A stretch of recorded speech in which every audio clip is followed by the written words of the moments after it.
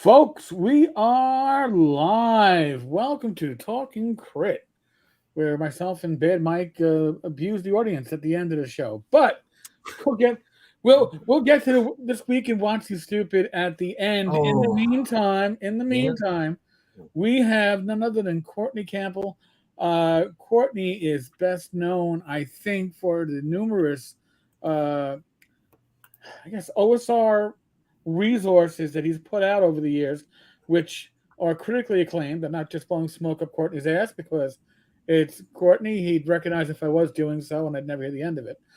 But Courtney is probably one of the most prolific game designers when it comes to quality, usable releases. All right, there's usable and there's quality, and it isn't always in the same thing.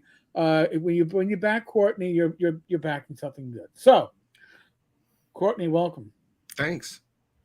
Yeah. I've got Courtney. I've got both artifices and oh gosh, I'm sorry, Courtney. So I'm not at the warehouse. So the warehouse, they're sitting right here, and I can pull up and show you. There's an easy acronym for them: OD&D, AD&D, and BECMI. Yeah.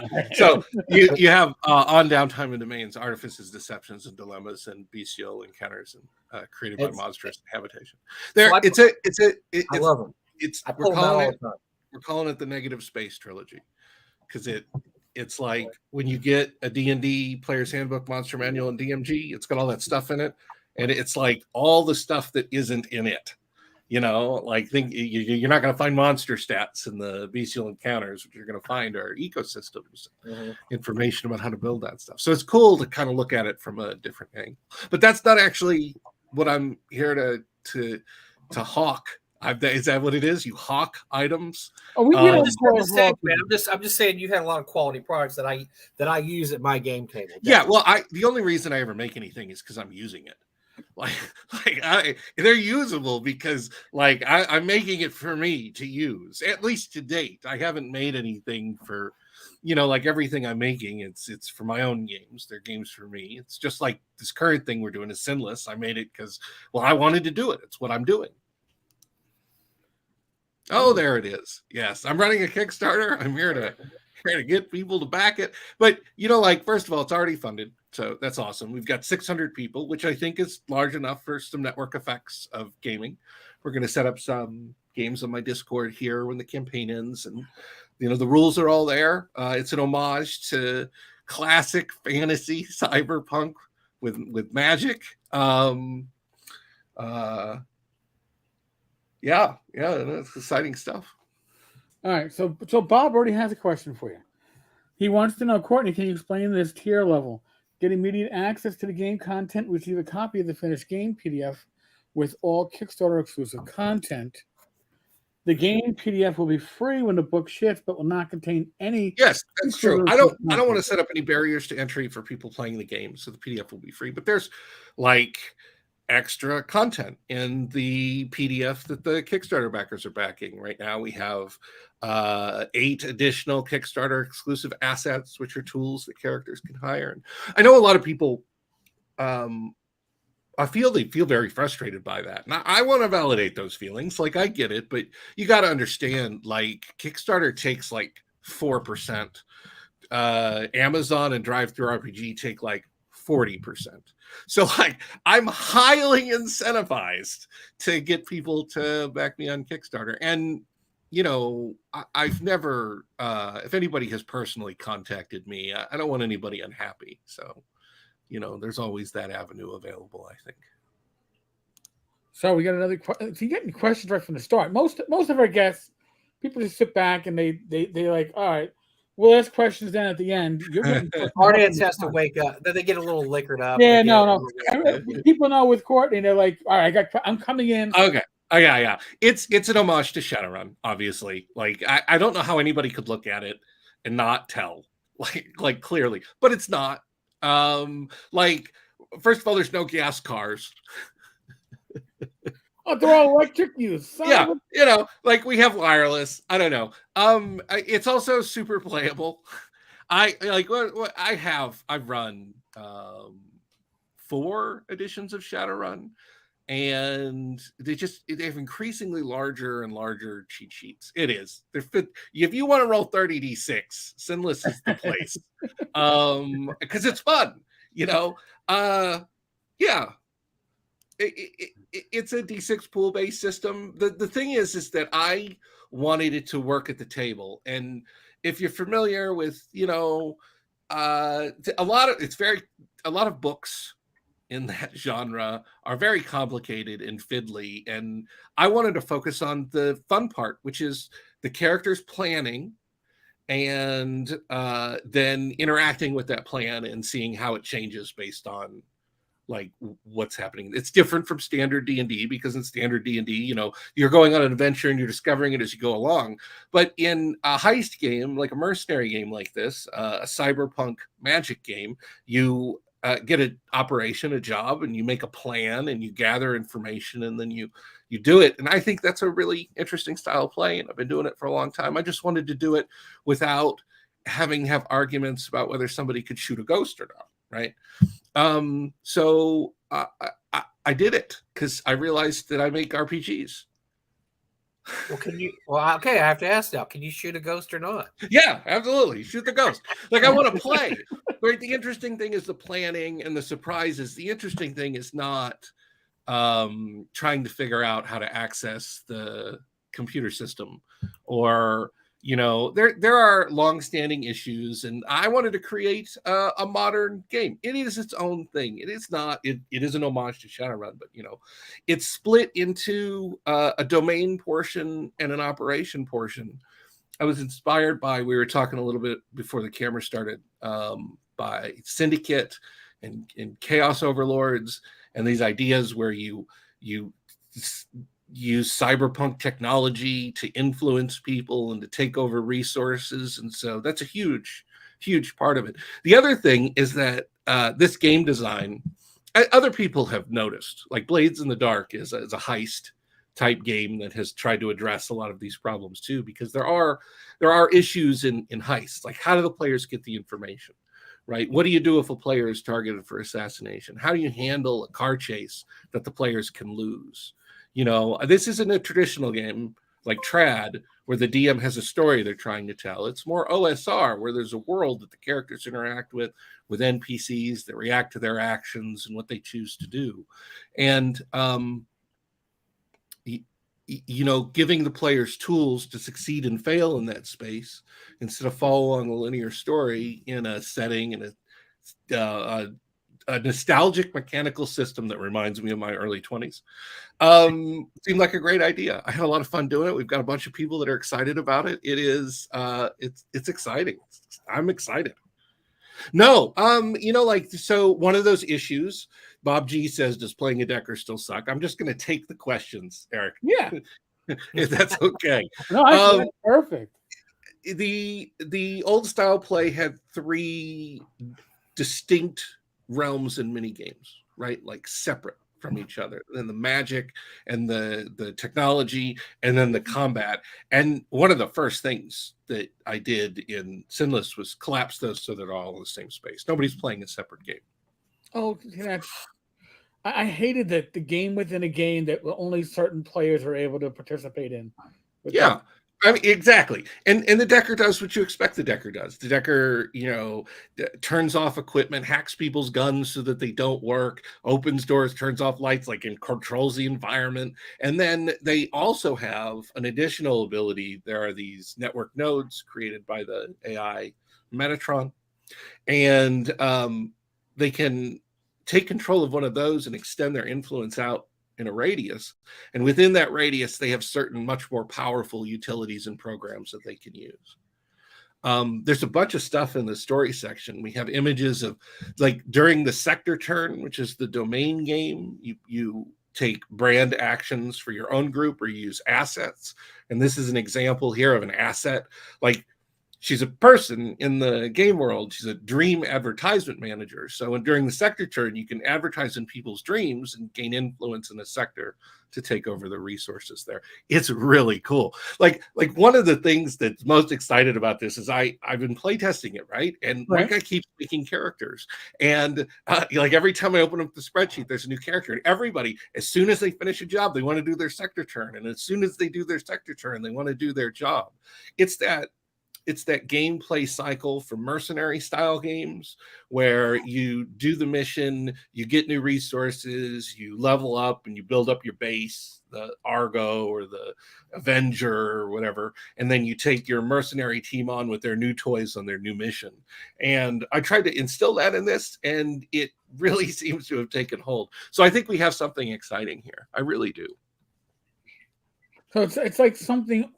It's taking stuff from, and again, like I said, the Shadowrun influence is obvious. It's a homage, effectively. But you're also taking influence from other, I guess, adjacent game styles or ones that are at least complementary to this. It seems like there's a lot going to this that you'll enjoy if you were a Shadowrun player, but you might also enjoy even if you weren't because you threw some extra shit into the mix. I like that. Yeah, it's I mean, it's modern, right? Like it's an OSR style classic game, but it's a modern RPG. You have there's no bioessentialism. Like we try to get rid of all the racism. Like you're not fighting Indians.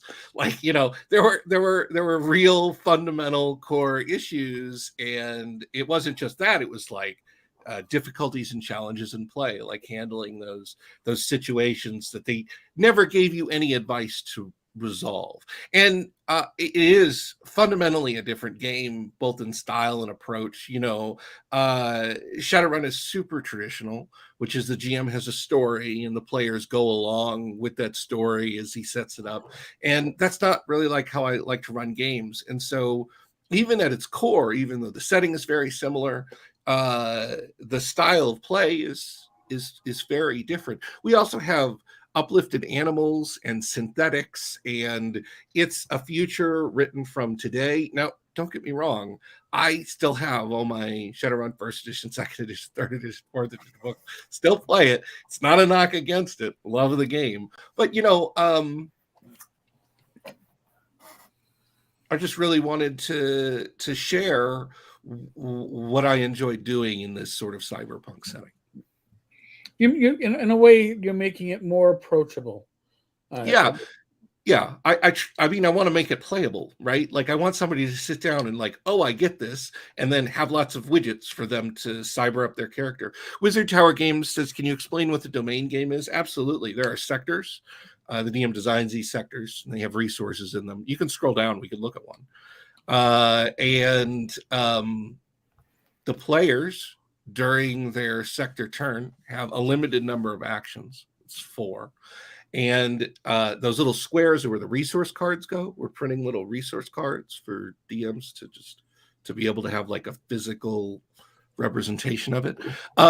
And they can influence and damage and eventually control those resources, and those resources have in-game effects, right? So like if you control an auto shop, then all of your vehicle purchases are 30% off, right? So all of them are going to affect you in some way, and it's the whole suite. Like if you want to open up some like red light district stuff and bars, well, those resources have like a vice tag, which means if there's not enough heat in the sector, if it's too law and orderly, they won't make as much money, right? Whereas businesses want things to be very law and orderly. Right. And you can not only build up like your own resources and decide how you want to construct like your influence in the city, but you can also use your sector action turns to affect other corporations and other opponents by damaging and destroying their resources. It's very player focused. It's not like the DM takes a turn. The DM's turn is preparing new operations and figuring out how people respond. But it's a super useful tool. Like, in addition to being like a domain game, it also guides you to what new operations are going to be available, what new jobs, because as things happen in the sector, corporations are going to react. And so it kind of all ties in together into this organic, emergent type of play, which is, what we like in the OSR classic style. Yeah, I didn't want any referee to feel like they were having homework. Wizard Tower games. Nobody's got time for that. The DM doesn't have to play the game. The DM's busy making the adventures and stuff. The players do the game. And you guys, I mean, like, I'm 46. I was listening to Skinny Puppy when I was in high school. 9 Inch Nails. I'm down. Yeah, you can listen to whatever you want. Currently, I like what is it, like acid jazz, something light, sort of down tempo, something relaxing. But yeah, you can listen to whatever kind of music you want. How's everybody doing?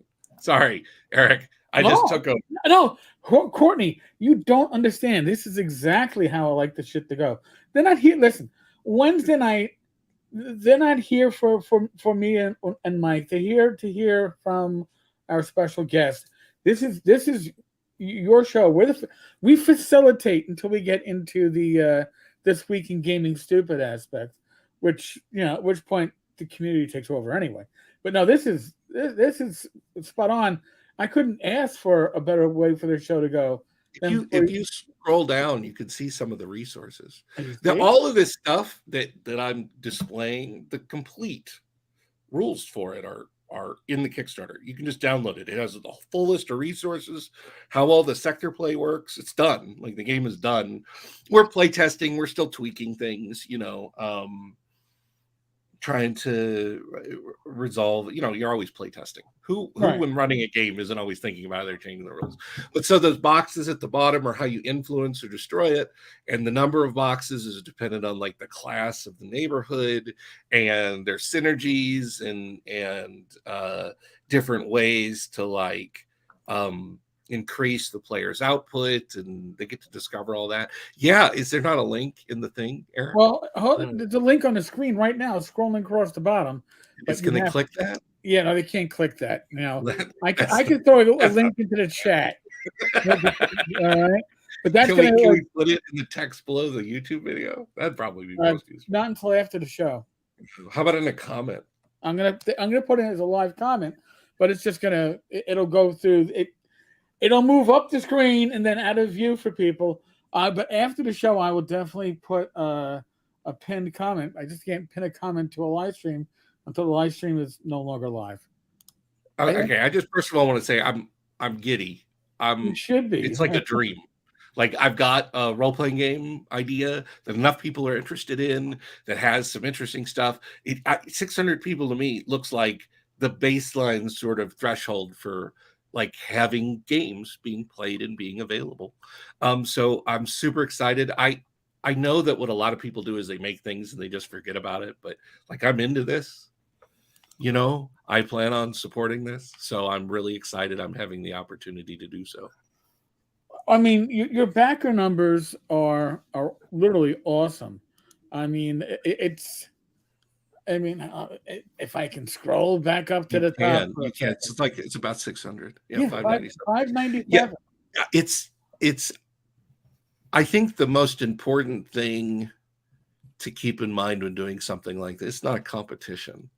Like, I think Cities Without Number and the success of that Kickstarter contributes to the success of my Kickstarter.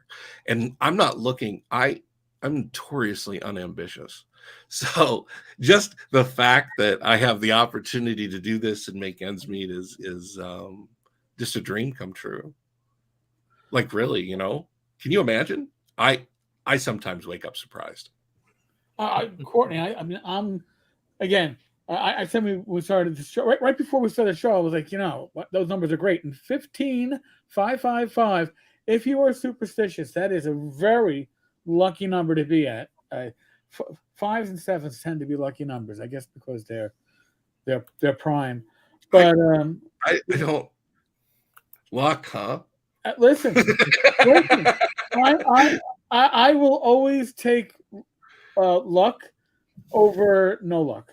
So I'll take it. Assuming it even exists, I will take it when it's in my favor.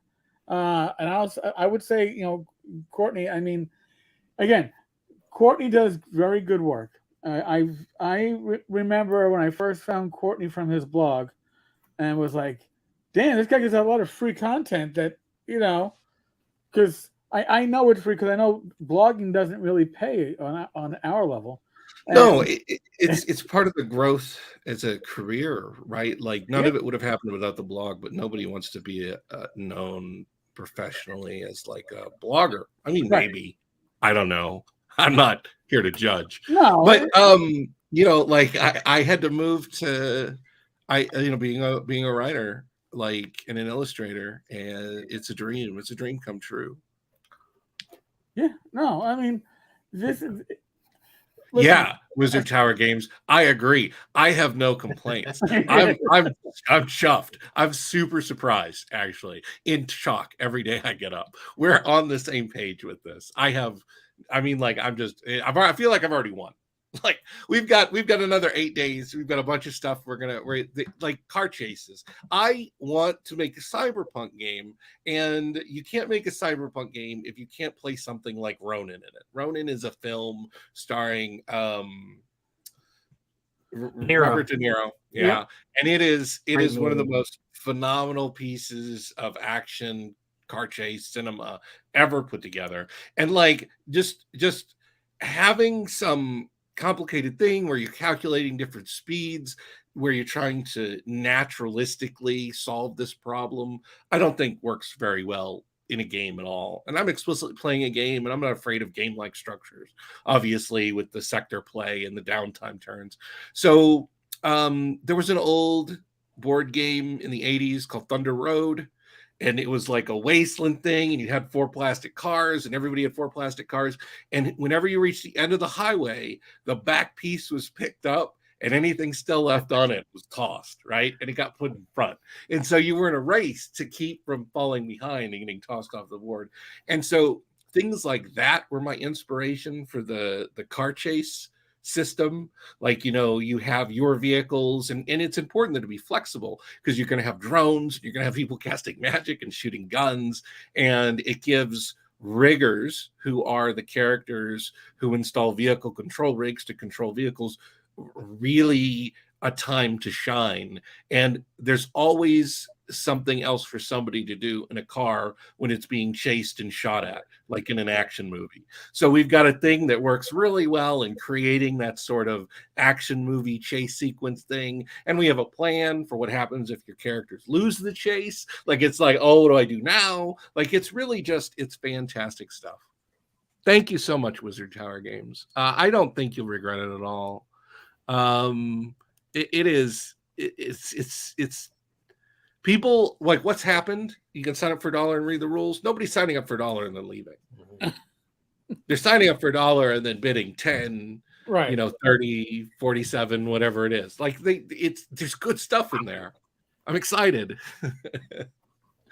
Now, Courtney, I'm going to ask the obvious question then. Do you have plans for follow-up material for this? Yeah, absolutely. All right. Because in addition to assets and resources are definitely things that are going to be continue to be produced, but also I think it's absolutely necessary that you have playable, useful modules, and so that is priority number 1 after the core is put together. I already have people it's a simple.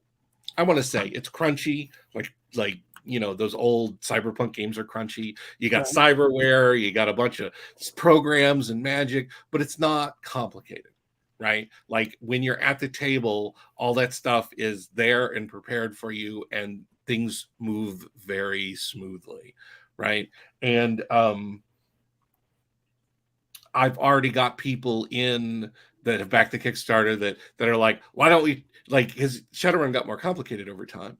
And you could see the same thing. They're like, let's make this more complicated. Let's make this more complicated. But I do want to clarify that like a huge priority is keeping it so that you can just focus on playing at the table. Like that's Right. what the game does, is it gives you all that energy. I don't want people figuring out the rules. I want them figuring out what questions they want answered from their civic dossier or their magic dossier about the job, right?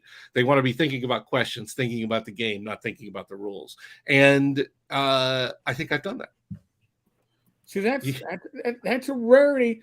Again, because you said crunchy but not complicated, which is probably going to, I'd say is probably my sweet point, because I say I don't like crunch, but really I don't like complicated, because complicated takes me out of the game. Complicated means I got to stop and reread the rules, especially as a GM, and make sure I got it right. And I always feel as a GM that to run a good game, you need to feel comfortable with the rules. And the more complicated the rules get, the harder that is. And you can have a crunchy game or a game with lots of charts, I guess like DCC, and it can still run smoothly because, although it's got the crunch all fits together real easy. Yeah, the wizard has his spell book. He's got his spells in front of him. Like he knows what he's doing when he's casting. So I would have to say that what I have tended to call I don't like crunch is I don't like complications. It is an homage to Shadowrun. There is tactical combat given in meters and inches, like you use tabletop inches for like miniature movement, but the combat is very different than D&D, right? Like this isn't the kind of game where you fight somebody and you reduce their hit points, because I mean a Vulcan cannon is just stupid. Like 120 bullets a second. Like the main issue with the Vulcan cannon is like the weight of the ammo only allows it to fire for 90 seconds or something, maybe even less. So like the combats are puzzles, like the solution is don't get in a situation where a Vulcan cannon is going to target you. Maybe that means you blow it up. Maybe that means you do some subterfuge before the mission to disable it. There's options to go in. We also have systems for like bricolage, like in the A-Team. Like during a mission, if you need something, you can hole up in a garage and then build something on your car and then come out, with a new ram or a turret or a mount or whatever, like they used to do all the time. I mean, like what it is a toolbox for players and GMs that obviates all the rough edges that come up in a game like this. It tells you what to do if a player is targeted for assassination, like See, that's cool. I mean, again, I had Shadowrun first edition. I was all excited when it came out. Me too, man. And back then, back in the old days, folks, I might not look it, but I could grab a rule set, and within a weekend, I was comfortable enough to run it. And my players had absolutely no fucking interest in it. And it upset me because it was such a cool concept. But there were a lot of cool concepts that my traditional D&D group weren't really all that interested in checking out. That was one. Chill was another, which I thought was another fun system to put them through. So it got put to the side. I do think it is the combination of cyberpunk and magic is a niche. Like it's not a popular broad, like it's just I think that it doesn't appeal to very many people. I'm okay with that. I don't care what people think. I love it. Like, and I know there's other people out there that love it too. So get in on this.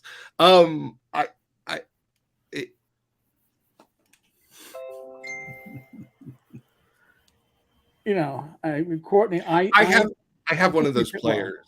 He's like, I think magic and cyberpunk is stupid, but he keeps showing up to the games and he seems awfully enthused. So I think I've hooked him. So maybe even somebody that doesn't like it might like it in Sinless. So we'll see.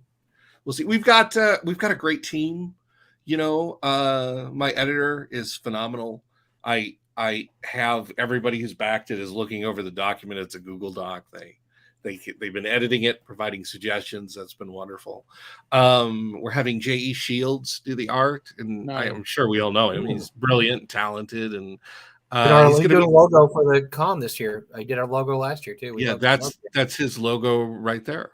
Yeah, we love that. He's going to be doing like vehicle illustrations, drone illustrations, and then we have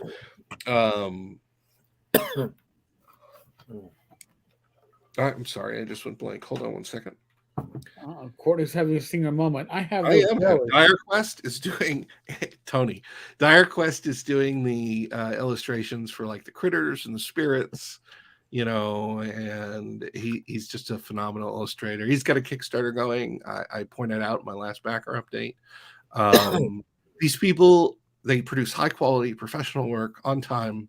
I have no doubt that this book is gonna be complete and ready in people's hands. And we're doing some interesting stretch goals. We're trying to turn some of these tools into more usable tools at the table, like a deck of cards of assets. Because every sector turn, you get new assets you can hire, right? And they give you new abilities, like new access to things you couldn't do before.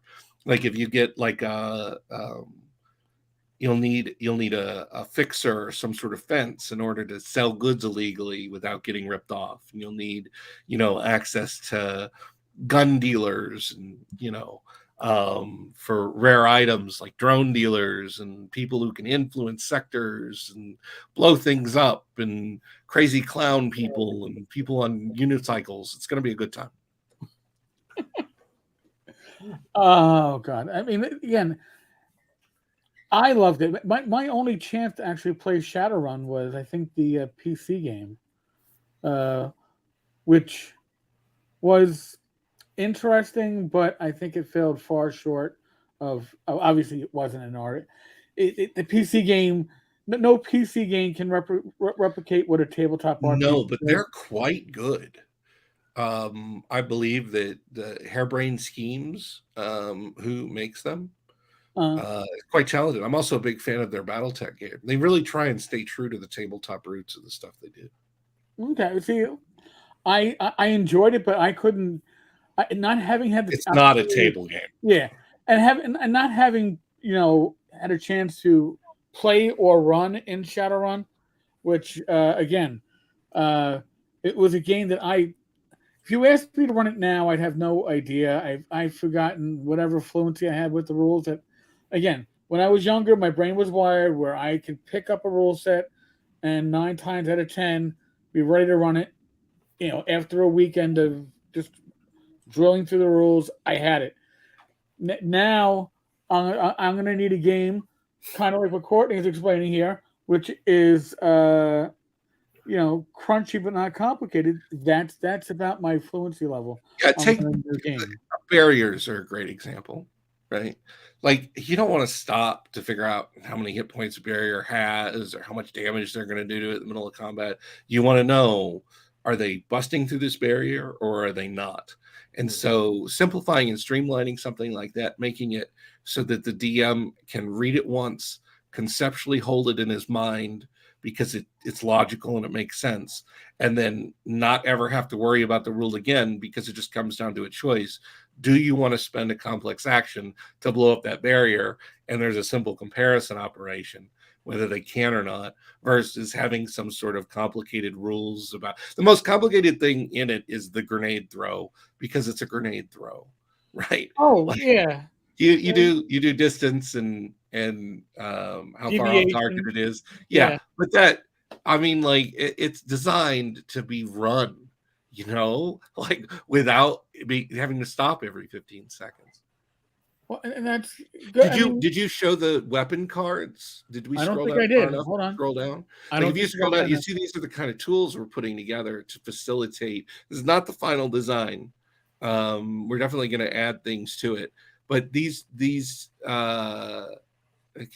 going. It's further down, I think. It's in the FAQ, I think. Yeah. No, past this, there's the stretch goals. We're fully illustrated. Wow. It's near the bottom, I think. Stretch goals phase 2. We're working on those. Here we go. Yeah, right there. So, like, you see, when you have your firearm, everything you need is right in front of you. You just you have it. You just mark it. Like you don't have to count or worry or whatever the rules are. It's all right there. It tells you everything it can do. Like the range in tabletop benches, you can just look and see. The calculations are all pretty simple. There's static target number. We're not worrying about target number floating all over the place. So like it's very much designed to be played. That's nice. Now, James did the artwork on the. No, I'm the firearms artist. You're the firearms artist. Yes, the assets and firearms are all me. Yes. That is pretty detailed. Oh, wow. Thank you. Yeah, okay, no, they're awesome. By the way, we have a bunch of those, one for every weapon, and it's fantastic. I was quiet. I said a word in there that I didn't actually say out loud. It's really spectacular stuff. There's more in some of the backer updates and on the Discord and stuff. I love doing these, and it's just like trying to make it as useful as possible. We're going to redesign that a little, make it easier to read, or try and bring the contrast up some. But that's like where we're at right now with the design. You gonna say something, Mike? I was gonna say, so let's say, because I'm not a big Shadowrun guy. I never played Shadowrun. I wasn't really interested in this is Sinless. I'd like to be clear. I don't want Catalyst for 1 second thinking I'm publishing Shadowrun, because this is clearly a different game. Sell me on why I think this would be an interesting game if those were genres I wasn't really interested in. Well, like the differences in the style of play, right? Like fundamentally it's different from D&D. In D&D, you go on an adventure. You're together and you explore and you find new information. This is like a puzzle you have to solve by being a super ninja magical mercenary. Like you got to get somebody out of a building, right? So the first thing you do is you do reconnaissance. You figure out where's the building, what kind of defenses does it have, right? There's mechanics for this in game. And then you got to come up with a plan. Like, how are we going to get this person out without getting shot by all the guards and everything? And ideally, 4 or 5 out of 6 times, this should go smoothly. But they can't find out everything about the job. They just don't have enough resources, right? They get better at it as they level up, of course. It's not a level-based system, but as they increase in power, to get more information about what's happening or what's going on with the site, like what kind of magical defenders they are, what kind of defensive emplacements. So they get all this information, and then they make a plan, right? And the plan is a player plan, which means it's always entertaining. And then you just sort of naturalistically find out what happens, and consequences move on from that. Like there's consequences for being real murdery. People don't like that, right? And in the operation phase, it's very nice because there's a timer, right? Everything they do increases the heat. When the heat hits a certain level, the high threat response teams are called in. And the high threat response teams aren't like an opponent you can fight. They're a thing that like just obliterates whatever's left because they're tired of it causing problems.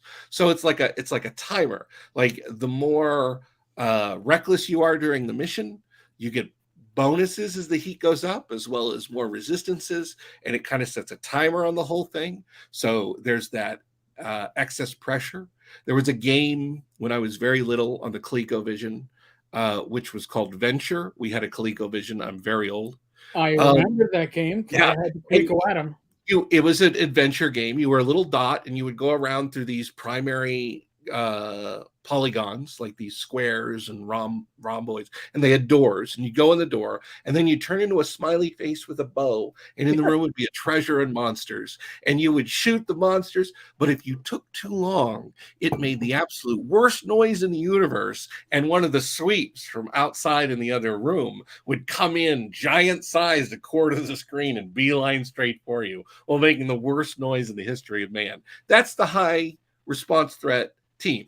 Like that's the kind of feeling I wanted to get. They're doing it, and then if things get too hectic, that they have to their time is up and they have to accomplish what they can and get out. So that if that type of, and then they come back, they do a sector turn, they have more money, they buy new gear, they upgrade, they hack items they got, they do all their sector stuff, and then they're ready to do another job with their new toys. It's a sweet game loop. And I'm surprised. I've been surprised in my playtest group by how powerful and enthusiastic everybody is about it. So you've hit the sweet spot. I think it's good stuff. I know, of course, I'm going to toot my own horn, but anybody can check it out. I mean, they can just go there and pay $1 or jump on my Discord and talk to people who have backed it and see what they think. It's really, I've never been more happy. Don from Wizard Tower Games, nice artwork. As someone who makes his own weapon schematics, I have to take my hat off to you. Yeah, we're going to have some stellar art. Come on. So I'm looking at your facts, and you, what about a license and SRD? There are plans for both an SRD and an open license. I can say there will be no cost to publish anything for Sinless, as there will be channels to promote that work, and there will be channels to promote that work.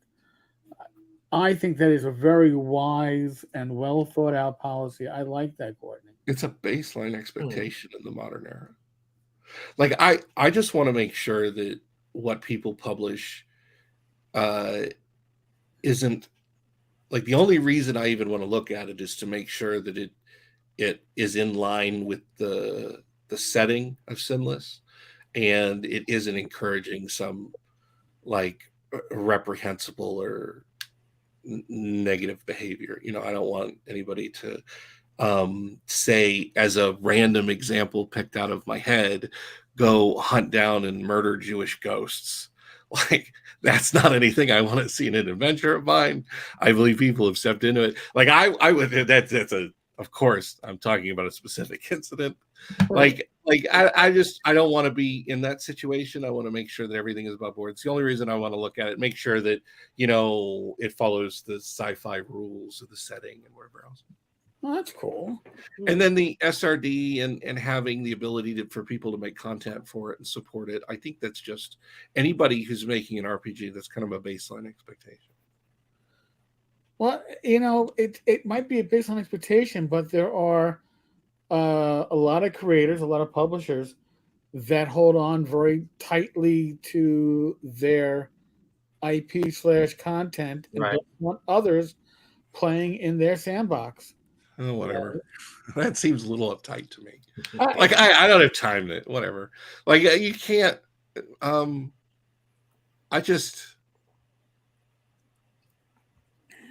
That's why I want to look at it, to make sure nobody does anything like that upsets the background lore for Sinless, because we have background lore and stuff. That's all. Right.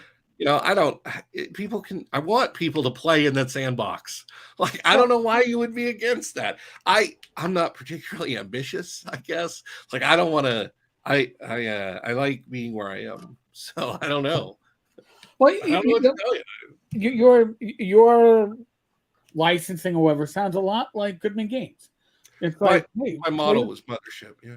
Yeah. You know, support our system, but as you do so, understand that we got to take a peek at it to make sure, you know, it's not reprehensible work that you're putting out. It's two ways. It's the peek at it, also to support it. Like, if you're going to publish something for Sinless, let me work with you to get it in front of people's eyeballs. I mean, like, I'm new at all this. You know, I'm doing the best I can. If I'm doing something wrong, so just let me know. You know, like, it's just what makes sense to me. I've never improved my life by being selfish. I understand that, but again, I mean, not that it's not okay to meet your needs. Of course, I want people to play in my imaginary world. I made it up. Courtney, I can understand. I support that idea. Listen, when I did Swords Wizard Continual Light, I made the whole thing open, and I saw some people write some great works off it. Then, of course, I saw somebody do a complete rewrite and never mentioned the fact that they were rewriting my work. And then there's like comments on them like, "Oh, I saw some Swords of Wizard Continual Light that rips this off." It's like, would you mind telling people that I did the original? At least give a little backwards credit. But I like the idea of people seeing the rules and going, "Oh my God, I can do this with it. I can do that with it. I can write an adventure for it. I can twist the rules into a little bit different direction." Yeah, it's interesting. It's very interesting what you're talking about. It's a complicated issue. Like I've been in contact with Catalyst, and Tops have been in contact with me. Like, it's okay. This is okay. But the thing is that really what it comes down to is the individual situation. When I was blogging, I once found somebody who had wholesale copied a bunch of my blog posts and posted them to their blog, and I'd never heard of it before. And I went there and I asked them, and I'm like, "What are you doing? You know, why are you doing this? This doesn't seem right." And they were like, "Well, I just copy the posts I like and put them here for my players." Right? Like you never like what's right, what's wrong. I'm not the arbiter.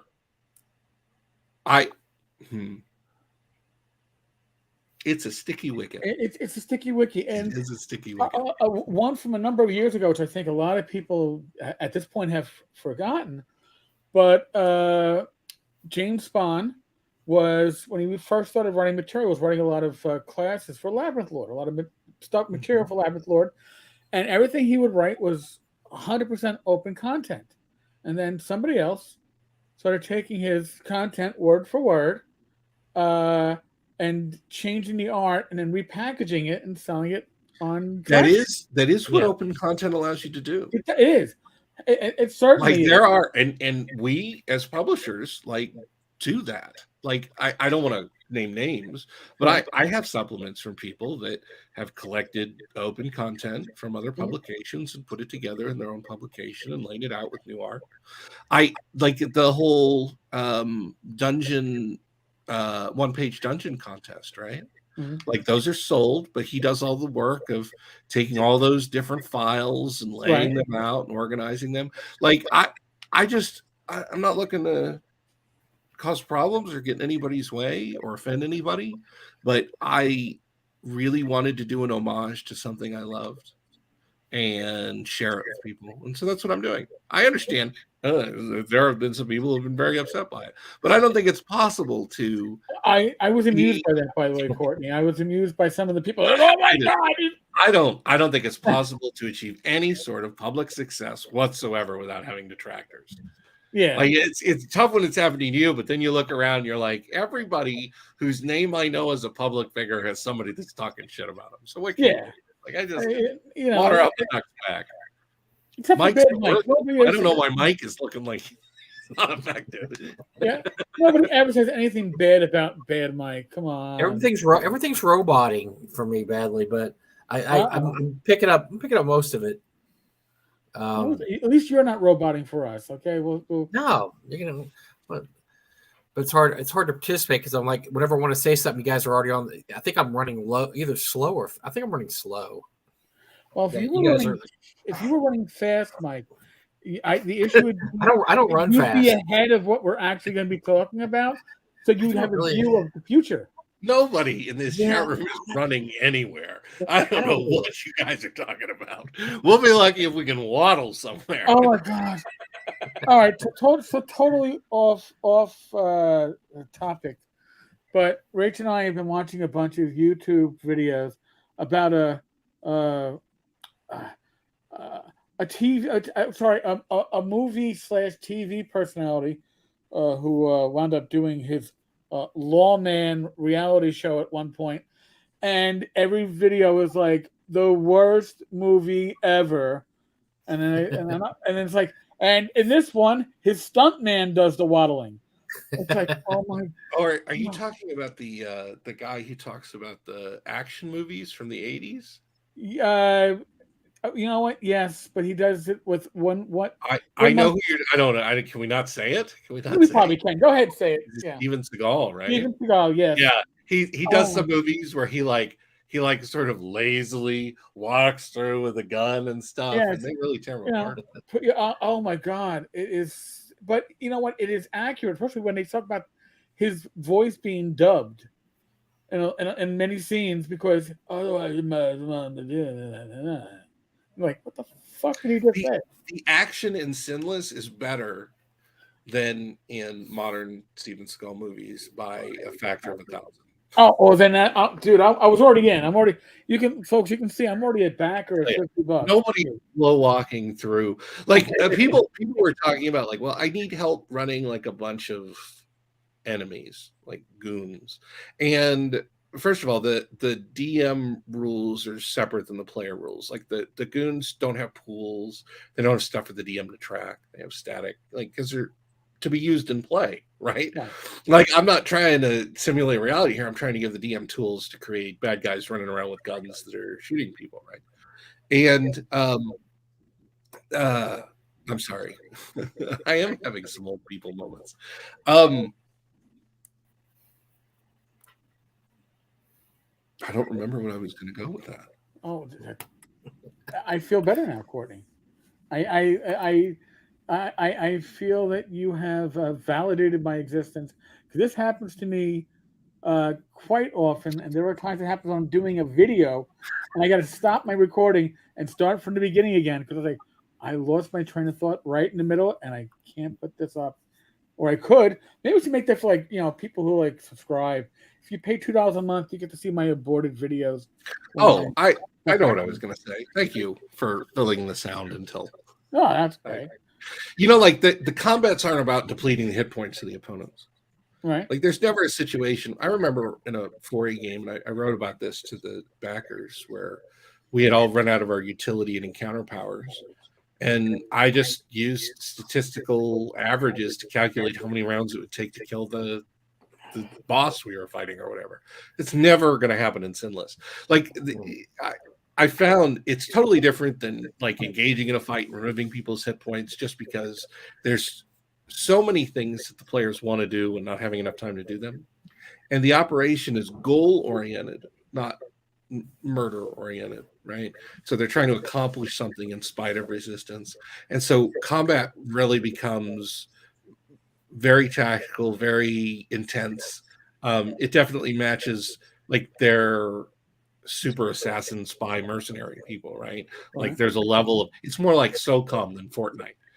Oh, like, if you put some bullets in, like, full auto will kill people. That's what it does. You push the button down and you roll 25 dice, and this person takes a bunch of damage. Like, so don't stand in front of somebody who has a weapon that can shoot you at full auto.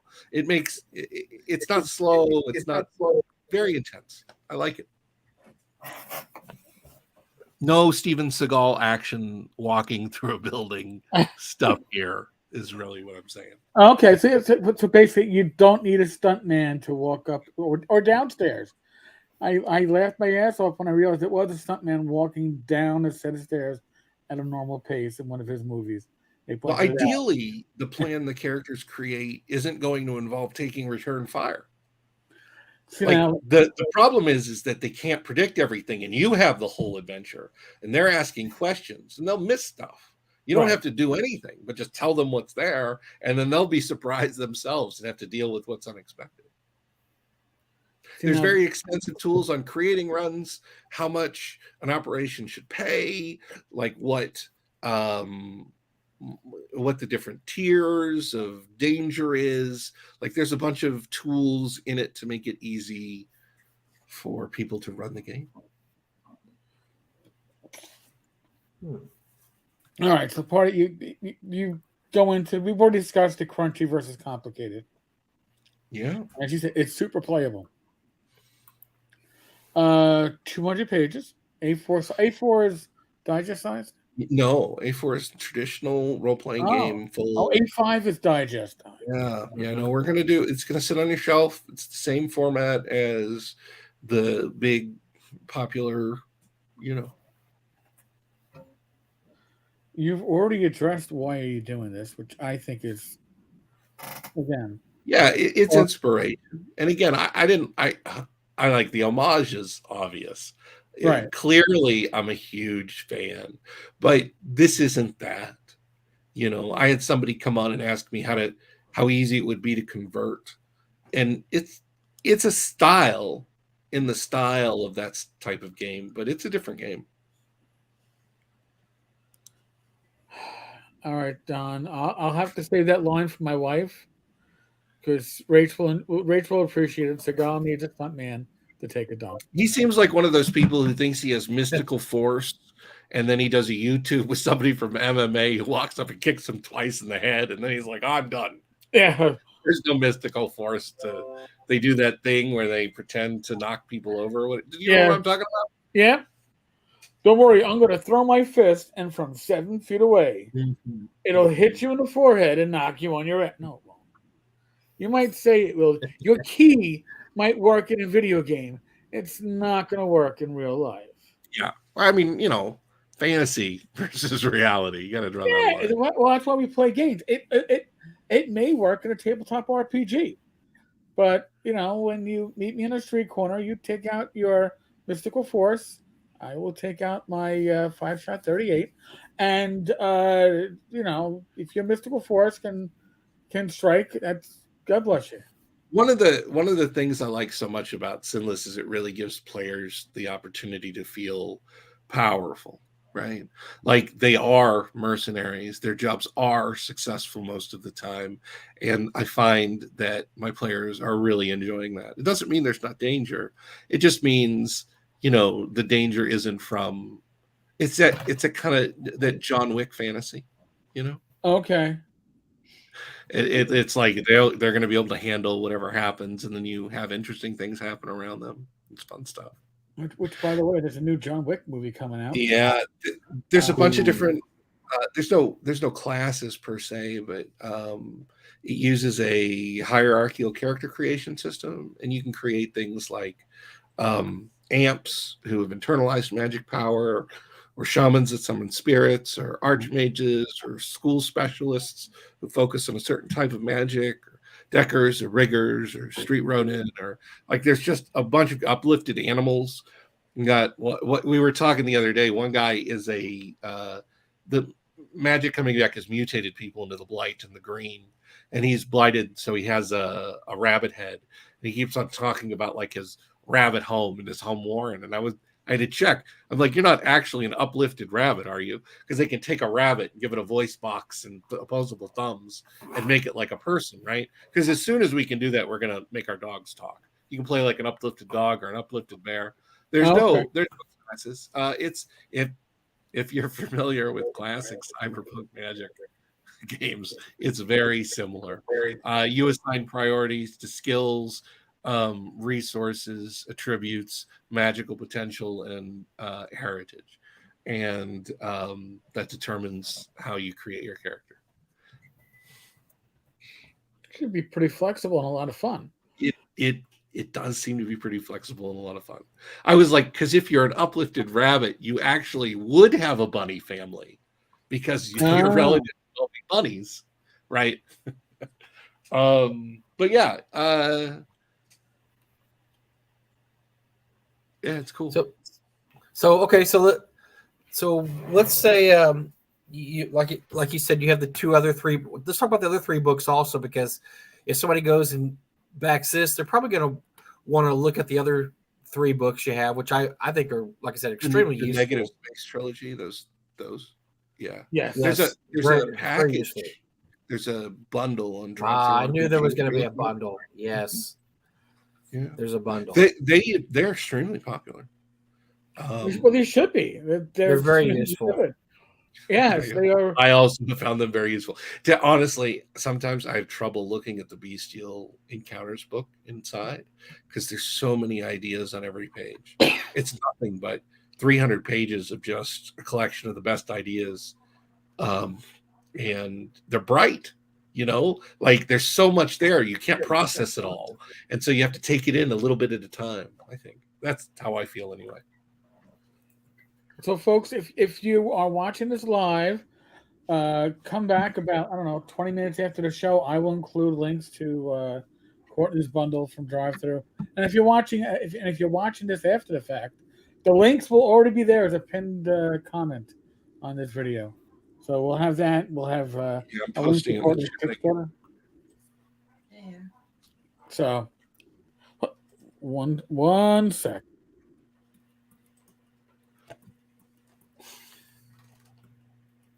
One sec.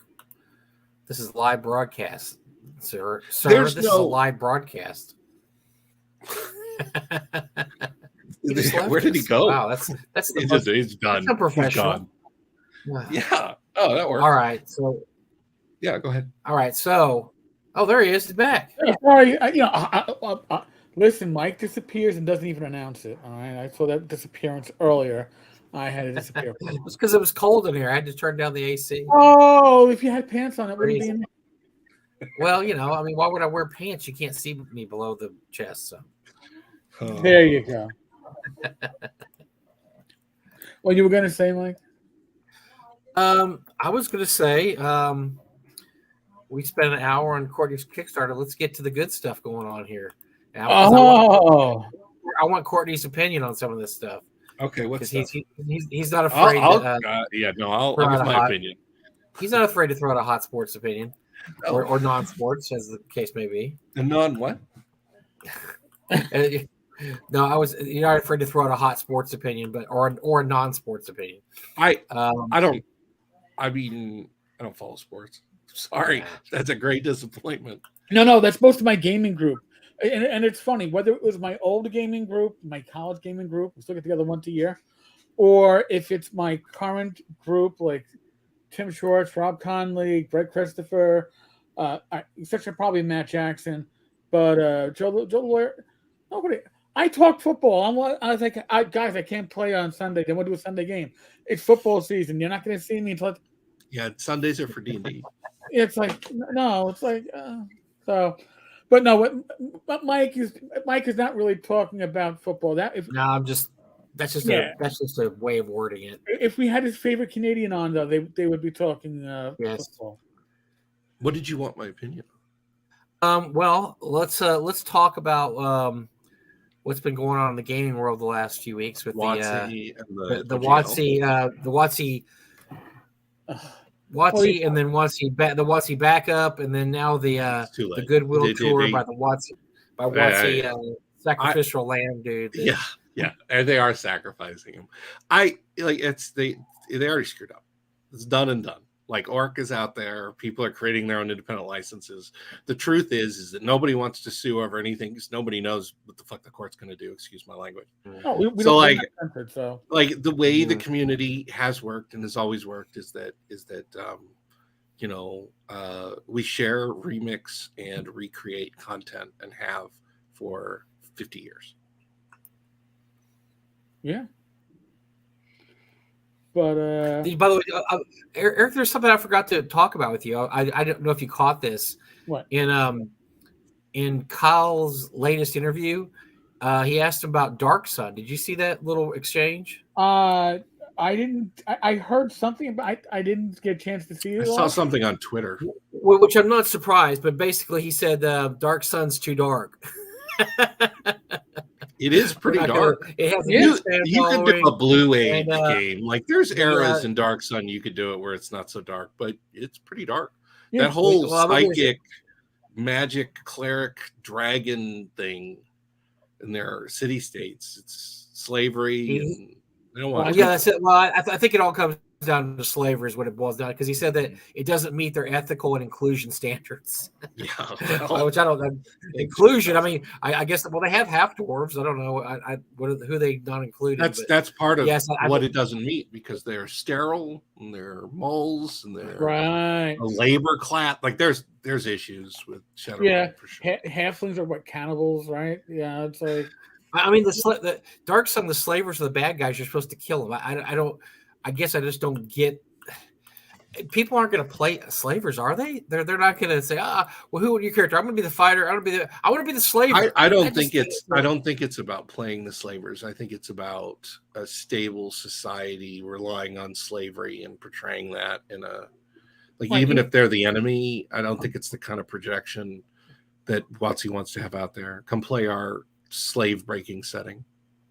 Yeah, I think that WotC and Paizo have both said any references to slavery, even in Paizo's case, where they had a whole adventure path, which was to overthrow slavery, and at the end you do. We can't even have a depiction of slavery because even though it's still going on in the world today, we know it as people that pay attention to world events, but there are certain topics that for certain companies are verboten. It's just to be realistic about it, right? Like everybody, your table will be fine with whatever you're running or playing. Right. That isn't what this is about. This isn't about anybody coming to your house or anything moral. No. This is about a company whose job it is to make money for shareholders, taking on a property that has a ton of bad optics, and they don't have to do it. And I don't really care what people think, so I will often do things that people do not like, but that doesn't mean I don't think about the way those things affect people. Or I wouldn't want to be a creative in charge of creating a Dark Sun setting, because I would fucking offend somebody. I don't know anybody who wouldn't, right? Like, how do you do that without? It's difficult. It's difficult. Well, I think is gaming supposed to? But I mean, is your gaming world supposed to make everybody happy? I mean, that's the whole point. Is that I think WotC with some of their choices. No, it doesn't have anything to do with an individual's game world. Who's the bad guy? Company. Who are the bad guys? It doesn't matter. The company doesn't want to be producing products that use the word slavery every 5 sentences. Right. It doesn't matter whether it's good or bad or anything else. Like, that's just not a topic for Hasbro. They have red phones, giant red handles and blue buttons. They don't want to be producing any sort of source books on how slavery works. It doesn't have anything to do with the rightness or the wrongness or the morality of it. It's just a company not wanting to deal with a contentious, difficult topic. Of course, there are people who could write something on it and have it be brilliant or intelligent, right? It's just not corporate America. Well, it's not going to happen from WotC, that's for sure. And look at it this way too. All right, so we're not going to do Dark Sun. Guess what? They haven't done a new setting. Do you want them to? Look what they do. Look at what they do with Spelljammer. Right. Or Dragonlance. Like that. It doesn't matter what they do anymore. But Courtney, those aren't even settings, right? We're taking snippets of settings and saying, hey, drop this into your current campaign. It's usable anywhere. Just slip it in. Those are the books that sell, right? It's all had a good point. Is that it's all corporate. And the whole thing is every setting. I mean, let's go through. We could go through every setting. Greyhawk and Raven, whatever. Every setting has something that could be objectionable. I mean, just somebody's going to find something, objectionable about it. Are they just scared to even come up with a setting at this point? It's okay. Again, objectionable things in settings. I don't think that's an issue for anybody anywhere. Like, the people are running Drow and they're doing so without being horrible people. Right? People are running games that have slavery in them, and they're breaking up slavers, and they're dealing with the ethics of that. People can do whatever they want in their home. This has nothing to do with that. It has nothing to do with any sort of statement about the hobby. It's just a corporation going, we want the press. They don't want the press. They're not going to do it. Right? I think that's why they got a movie coming out. That's all they care about is their movie. I mean, that's personally why I think they're afraid of putting out a new setting, because they are afraid that if they put out a new setting, 5 years down the line, something within that setting that they just created. Because they own that setting. They own that. They call it, the old settings. They can always blame that on the old white guys that ran the game. Greyhawk is bad because Gary and all those bad guys. Let's not. There has been horrible misogyny, racism, and bigotry, and they didn't You remember when the RPGA banned homosexuality? That was a thing in the 80s. It was terrible, horrible. But they did it, and they're like, too bad, so sad. Can't play a gay person, can't have a gay person in a module. It was a big thing. With good reason. There was it wasn't objectionable to me at the time. Right. But there are people out there who see that and they're like, it's affecting them and it's horrible. Yeah, but like Eric said, though, you can't. That's one of the reasons, because whatever they create somewhere 5 to 10 years down the road, when we don't know what the moral and ethical standards will be, something's going to offend somebody, and they don't want to have to own that. They would much more point in the past and say, well, Spelljammer was a setting created by the reason it has racist monkeys is because those old guys created a long time ago. They were into racist monkeys, which by the way which wasn't true, but they tried. They were into racist monkeys. They were so thankful for letting the elves make them slaves. That was actually created later on, and they blamed the wrong generation for that one. They blamed the wrong people. They were trying to blame the original creators. This is very much human culture, and its evolution. Human culture evolves. Somebody in the 17th century would have their minds blown that we're using paper instead of chalk tablets. How are we're going to run out of paper someday? Like, there's always going to be that change and that shift. It's one of the things I'm dealing with Sinless. Like, I'm coming up with future crimes that would be absurd to be crimes now, and like things they believe about our time that aren't true. Because if you go back in history at any point in time, you ask anybody questions about like the universe thing, they're wrong about all of them. That's not going to be any different today, 200 years from now. If you go back to the 20th century, we're going to be wrong about everything we think too. Why anybody, like, have some perspective. Of course, things will change and society will move on and certain things will become less objectionable and other things will become more objectionable. It literally is the Apollonian Dionysian duality, right? Like, it's just happening. It will always happen. There's no reason. I think Mike seems really worked up about it, which is why it's just stagnation. It's just stagnation at this point, though, because if they're afraid of offending anyone, because the growth isn't, they're just not going to do anything. Are they just going to publish rules from now on? Just say, well, we're not going to do settings anymore. Settings are just problematic. Because nobody. Is that what we're looking at? Honestly, WotC has produced enough products and acted in such a way that they've brought the perception of their value down to their actual value, which is not that much. The creativity in the RPG sphere doesn't come from WotC, right? It doesn't have anything to do with it. No, absolutely correct. Yeah, it comes from like I mean, like, I'm a gamer's gamer, right? Like, I'm not broadly known like the Stars Without Number. What's his name? Why did I just blank on it? Oh, like Kevin, obviously these Kevin Crawford. These people have huge audiences, but like it's like the people who are making those games, they're interested in what things like Patrick Stewart are doing, or and I'm not trying to be arrogant about this at all. I'm just saying the real creativity is coming from independent creators. It's coming from Tony, who's running he's making a 5e adventure about a giant Chthonian slime, on his Kickstarter that I backed today. Like, that's where all the cool stuff is. It's not in the 5e books. I didn't even buy. I have all the original Spelljammer stuff. I love Spelljammer. I've run multiple Spelljammer campaigns. I have an idea for a Spelljammer module I want to publish someday. I didn't even pick up the 5e Spelljammer book after I dodged a bullet, brother. You dodged a bullet. Like, why do I need WotC for anything? Like, if I really want a living Spelljammer system, there's what's the Spelljammer Planecape setting, the indie one? Oh, why can't I recall it? Oh, well, God. You know what I'm talking about, right? Yes. Oh, God. What Stars on Numbers? You're thinking of, oh, gosh, I can't remember. Do they have the Z? One of our people I've got it here on my desktop. One of our people will pop it up. But look, I'm just going to look 5 names at random. Courtney, Greg Gillespie, Kevin Crawford, Levi Combs, and fill in the blank. Ken Spencer. They've created better than anything WotC's done the last years. I just pulled 5 names out of my hat. 5 names out of my hat. And their stuff's more useful and more creative than anything WotC's done in the last 5 years. Planner Compass is the zine, and I guess it's written for OSE. But I was thinking of. I'm totally out on this one. That I wasn't what Troika. Oh my Troika. Goodness. Yeah. Okay. Yeah. Troika is a Spelljammer Planescape setting. Spelljammer clone. Yeah. Basically. Yeah. I mean, like, it's fantastic. Why you don't need WotC's book? No, you don't. Well, you don't need WotC for anything anymore. Even if you got it, it would be the same thing with somebody coming up with some system that isn't conducive to play.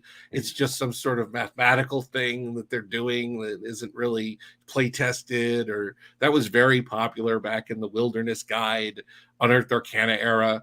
Right, they just write rules for things. Like, there's a rule in 3rd edition Shadowrun about how far your car coasts after it runs out of gas. the amount of stuff that's wrong with that. First of all, gas cars in 2070. So what situation do you need to know how far it coasts? Who's tracking running out of gas? Like there's so many questions that get brought up. A rules lawyer pulls that out. Wait, that car coasted way too far. Clearly they were writing to fill a space. Right. And independent creators don't do that. That's kind of like playing Classic Traveler now. How big are the computers in your starships? Holy shit. when you read Lensman, Lockheed Smith, he's like, this was a 464 valve diesel space engine. By the way, Don with Tower Games, because Wizards of the Coast knows a truth. No matter what you do, no matter how you do it, there is a base on social media who will attack it. And the problem is neither right nor wrong. These things can go viral, and viral is bad. This is not. We can't look. This is not local to WotC. Every corporation is dealing. Courtney's right, and it just makes me mad that Courtney's right, because I'm sitting here going, why do just don't care about it? But Courtney's right; they have to care because they're a corporation, and so it's just stupid. It's just dumb, and I get mad about it because like I said, I know Courtney's right, but it makes me mad anyway because why aren't they? They should be innovating. They're the standard. They should be the standard, and they should be the forward thrusting game company, and it's just ridiculous at this point. Why should they be that? There isn't the person who's the main standby, isn't the size the definition of their inability to be agile and adjust. Absolutely. Yeah, you're right. Like their role is not to be the leader or the avant-garde of anything. It's to produce safe static stuff for the 30 million players that don't ever like think about running a game or know about any other RPGs and call everything D&D, right? Oh, well, that'll be our parents, right? I mean, by the way, Elle points out it was Chris Perkins when Chris was at Wizards. Yes, that's what drives me crazy. That made the Space Monkeys into a. And they tried to throw poor Steve Winter under the bus, and he came up in social media and said, "That wasn't me, guys. Sorry, stop trying to throw me under the bus." I may have gotten the year wrong on the paper thing, right? The mill at 16 something. Oh my god, 17th century, not 1700s. I don't know. Damn them. They're sharp. They're too damn sharp. These people. Look, and good on those people for bringing those things up. I think that like one of the reasons I'm doing this is that it's hard to get a Shadowrun game going because when people who have insulin pumps read the section, like my ex. Like when we were talking about Shadowrun, she's like, "What do you mean cyber?" I call them cyber tectronics. I've already forgotten what they're called. Cyberware. Like people who have cyberware are less human, and she's got cyberware. She's wearing an insulin pump. She has it like on her hip. They're like what. Like that's uncomfortable for me, and like everybody recognizes it is just a new era, and so that's one of the reasons I wanted to do this was to address issues for me in my personal games, and frankly, I'm glad people are concerned about how people feel about things that are said. I certainly had before I went to Alaska for 5 years, I could have easily seen myself doing something exactly like Chris Perkins did. But, spending 5 years among the Yupiks and Chupiks and Athabascans and like Southwest Alaska, it totally changes your perspective on things I had never considered before I had gone there and really spent some time living among people who aren't me. Right. So, I mean, more power to them. I think that these changes are good almost universally, and you can't worry. Like the people who are upset at my Kickstarter, they're not upset at the Kickstarter. They're upset at me. I will gladly address any like real concrete issues that are affecting somebody. I'm making sure to address all those things and try and make it positive. But you can't worry. You can't make everybody happy either, Cardi. I mean, that's why I tell my daughter not to apologize all the time. You're not responsible for people feeling offended. Absolutely true. Like there are guidelines for what is appropriate to do, and their laws and their social norms and their our working system of how we're handling copyright in the gaming space. Like nobody wants to go to court. Nobody does, because who knows what they're going to say. Right, the ruling, even Wizards of the Coast, is like, well, shit, if it goes against it's not good for them no matter either way it goes. Either nobody can copy it and suddenly they've got this huge legal problem, or they can and they realize they don't own anything that they can sell. Like it doesn't work out for them either way. So nobody wants to see this happen. Like Catalyst doesn't want to take me to the court. They like small creators. They want to support projects that are in the cyberpunk magic space. It's not a competition. Like Cities Without Number did not take any money from me, and I'm not going to take any money from the next one coming along. Like it's all rising tide lifts. It's not zero sum, and I think it isn't. Not at all. there are still people in our industry that think it's a zero-sum equation. And, well, so-and-so makes dollars and so-and-so won't. Well, you know what? Sometimes if so-and-so makes dollars, you might make even more because of the prior game that is brings up interest in what you're putting out. That's the whole. No, that's the whole. What we're talking about. That's the whole thing about WotC. What happened in January was that they got in their head somehow that all these small creators are stealing money from us because they lost all that money. But and like I remember in the 80s and 90s, one of the biggest problems with role playing is that people who wanted to run businesses and make money didn't want to make role playing games because the audience is so frustrating. Like they're so assertive and angry and talky and adjusting and like we sit around a table and have intense imaginary play based on these fictional rules, and Wizards of the Coast is like, we're just going to change the rules on you. We do nothing but argue about rules. Why would they ever think that this would go over without a fight? I mean, you can't even come in and make a house rule without a 2-hour discussion at your table. Like, it's not something you want to do is engage anybody who's a role player on rules and rules lawyering. It was a bad move, I think, from the beginning. All right, so now that's a good segue. Something else from that same interview, which was pointed out to me, is that Kyle Brinks told the interviewer that the policy or the intention going forward, and it's something that I've been predicting, is because they want to go digital, is that one D&D is the final edition of D&D. They'll just revise it, but it's going to be the final edition. Okay, it's going to have the same lifespan as anything else. There's only one version of Stellaris, but at some point they're going to call the code base finished and work on Stellaris too. You know, that's just kind of like the most. Well, the most successful RPG of all time by numbers is D&D 5th edition, and it's been on top for a long. I mean, I don't think they've never really seen anything like this. They've never had an edition that's been so successful, and when they came up with a second edition, except the only slight parallel is 3.5 to 4. When they had a very successful edition that they basically just handed off to Paizo, which was a disaster for them, absolute disaster, and they came with the 4th edition, which is arguably probably their least, it had mechanical issues. I played 4th edition a lot. It had issues. They conceptually are fixable and house rulable. The game was rife with them. But they're going for, but they are so. But my point is, they're going for the most popular edition with the 5th edition to the unknown. I mean, it's a little bit like Star Trek movies, right? The even ones are always bad. With because that's what they do. Is they like, we gotta pull in control, and then like nobody liked that, and so we gotta open it up again. Everybody liked that. We got to pull in control. The 4th edition thing, it was the same thing. They were trying to lock everything into a VTT and remove the open content stuff with the power names. And that fell apart on them because here's the thing. WotC and Hasbro are not software production companies. No. They're never, they don't do that. That's not what they do. They're never going to produce a high quality gaming piece of software for 1D&D because they make games. They don't make programs. Like if they hired somebody who was talented, they could probably do it. But like it's hard enough for a talented game studio to get a game to be successful. I don't know why WotC thinks they can just throw together because they did with the Magic client, right? It's the same thing.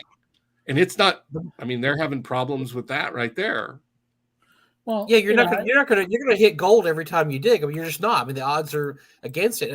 And my own theory has been that this is a company run by hubris the last few years. That everything last year for sure it's been hubris. They'll buy anything we sell them. That Magic card box thing was oh my god, embarrassing. You're gonna sell 32 non-usable cards for $1,000. $999. Let's be fair. It's $1,300 after tax. Don't forget about tax and shipping, bud.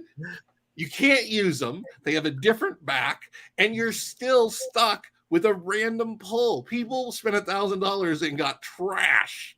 Wait, they're not usable, but it's still screwed prices on the aftermarket for the actual collectibles because people like, Well, I can get a non-usable version of. I used to know what they were called. I used to have the beta cards, but I sold all my good shit back in the 90s. God knows what it'd be worth now if I had. I still have all mine. But I had a lot of cards that were like, were going to be the early ones that were so powerful they got banned early. I had a couple of those. So like, shit. I'm a grognard. So what happened was I was in a residential high school for smart people. Sorry, I was, and I was 16 years old, and they were playing some card game on the floor, and it was Alpha Magic, and I was like, I'm a grognard. That's dumb. So I didn't actually buy any Magic cards until Ice Age. And I have to say that is one of the biggest regrets in my life. I could have been there on the floor playing with Moxes and Chaos Orbs and all that stuff. And I had nobody to play it with. But I bought beta cards at a local store. I would go shopping on my lunchtime for my job, and I was like, oh, it's the comic book store. I went, what's this new card game that looks D&D like? It's like, oh, Magic the Gathering. I was like, oh yeah, we have the beta cards. I'm like, I didn't know there were alphas, but all right. They did the same thing with that. There were cards they've had to retire because they're offensive. I'm not surprised. What was it was Crusade. Okay. The image of a bunch of people cutting down Muslims. Well, like let's not reprint that card. Well, Wizards of the Coast has a history, but so now oh boy. So listen, I'm gonna D&D 1 I'm gonna quote, for me it's gonna be D&D 1984 because it's gonna be the Orwellian version of D&D where they're gonna stealthily rewrite your game, take out material as it becomes offensive based upon time. The orcs were always any alignment; they were not always evil. Oh my goodness! Misremember, because physical books they will be available. Oh my god! That's not where the game is going. No, they want to make Fortnite, dude. They want to sell skins and fucking minis and hairstyles. Oh, they don't want to erase the past. They just want to lock everybody into a digital client so they can sell them digital shit, which doesn't exist for real money, which really doesn't exist because we made it up anyway. They're not taking anything away from you. Microtransactions aren't going to be a huge part of it, but the digital version means that they're going to be able to go in there and like they do now. Already do. Yes, this is no different than real life right this second. Everybody is doing it. They rewrote Ronald Dahl last week. Like, whatever. It doesn't have anything to do with us or D&D. Don't get me started on that. Boy, I mean, let them. I don't care. I don't think you should touch an original author's work. I think that's terrible as an author. I think that's horrible. But, I don't own Netflix. They own it. What am I going to do? People know what they did to Dahl is worse than book burning because book burning only destroys the copy in your hand.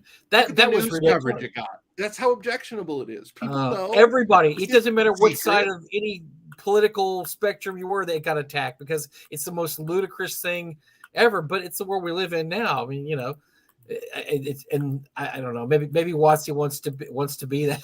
Maybe that's what WotC wants to be. Because we're going to live to see them going through old D&D modules and switch and making them less objectionable to whoever. We're going to live to see it. It's going to happen.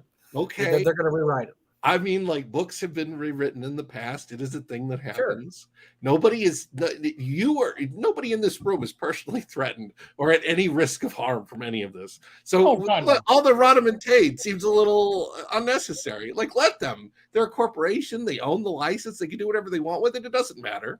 They can't touch Morkborg. They can't touch other, whatever Raggy's doing. It's fine. Yeah, but we're still allowed to be gripey. I mean, come on, gripey. I mean, does it affect you? Are you being personally hurt by the fact that somebody is rewriting things for a modern audience? Well, listen, I personally, looking at Wizards of the Coast right now, I'm assuming that their perspective, especially when this OGL dropped, the original OGL 1.1, which was never meant to be public. Of course, it was. Public. Why did they sent it out. It's obviously a lie. They sent it out for people to sign before trying to circle the wagons. Yeah, and they were shocked that people were like, "Fuck off with this." And literally shocked because we had Mike and I know people that were in the loop and they were making phone calls and it's like, what is this with this OGL 1.1? Is this legit? Well, what's wrong with it? I know absolutely nothing about finance, so I'm going to say this with a tremendous amount of confidence and certainty. Their stock price has dropped so much. I think the real danger here is from a hostile takeover from another company. Their stock price has dropped 40%. Yeah. Billions of dollars have been lost, and it's weak enough so that people can leverage them and possibly be taken over. And Hasbro's taken over by somebody like Activision. You just might as well forget about D&D. Right, like they're not gonna turn it into something that you never want to touch again. Well, and that is huge. And what's weird about Hasbro's stock price drop is that Wizards of the Coast is the only division the last year that was actually making a profit. Yeah. And what happens with that profit when was it Bank of America looks at it and goes, what our issue with Hasbro is that they're using the Wizards of the Coast division for short-term earnings, short-term profits, and they're killing their IPs. They have little confidence in their the way they're running the company. Yes, I agree. This is definitely the issue. But here's something that I think is really important to understand that helps me cope with this on a daily basis. The core problem is the desire to create things solely to generate profit. Yeah. And in about 10 years, the need for human labor will be completely obviated. So I don't think this is a sustainable problem. Like something is going to happen. I don't think I'm doing a lot of future research for Sinless. Like there are going to be 1 billion AIs by 2030. And there is not going to be within 10 years a single task any human being on the planet can do better, more accurately, or more affordably than digital software and robotics. It's just not going to be possible. We're 15 years away from cauldrons where we don't even have to be involved in the production of these robots and AIs. Like there's just not going to be any reason to hire anybody for anything because machines will do it better. And I know people don't like to hear this, but John Henry was a steel driving man and Gary Kasparov was a grandmaster. There is no task, not healthcare, not entertainment, not anything that a machine isn't going to be able to do better than a human in 10 or 15 years. So why get worried about these crazy people going around trying to maximize profit off invisible digital stuff in the last dying era of capitalism? Like it's just, I don't know what's going to happen, but something. Yeah, but it's the world we're living in now. I mean, they may have food replicators in 15 years that can create anything. Well, right now I want a great cheeseburger. I mean, so it's just the world we live in now. And so what we have underpaid, we have effectively an underpaid slave class doing DoorDash and working in, like supermarkets, serving all these needs. They're going to eliminate that ASAP. There's already automated restaurants with no human workers. Like cars and vehicles are already moving across the country without drivers. Like this is it. This is happening. One of the reasons why I think it's important to redo a game like Sinless is because we're already past 2050 in the Shadowrun universe. Our technology is already way beyond what they imagined in 1981. So you need a new future. You can't have the same static future. You need a new one. Well, and that's actually a pretty accurate point. You look at old sci-fi and what they predicted for now. I mean, all right. Yeah, they're always writing about current social topics, right? Right. The whole science fiction thing is just an artifice so that you can examine current issues in a setting where you're not attached to the emotional triggers for whatever the complicated issue is. No, and that's true. But now we look at things like, I don't know, Star Trek The Next Generation. It's like, oh, hey, there's an early tablet being used right there. That's pretty cool. Yes. It's like, I'm a huge Star Trek fan, by the way. You guys know this. We talk about it on the chat Thursdays. Or whatever. Yeah. So it's like, it's little things like that you can look at. Now, the problem with human nature is that we see the future as a distortion or an re-imaging of the present. And we aren't able to make that leap to think about things that have not occurred yet. The past is a foreign country. That's absolutely right. It is different in the future. People will feel differently. Could you imagine? I guarantee you People are going to have court cases about marrying their dogs or other animals they've installed voice boxes into. They're going to have issues with sex slaves and robots that are used as sex slaves, and sex dolls, which are, you know, soon going to be, they're already super common, but they're getting to the point where it's like an actual like robot person that you have a relationship with, right?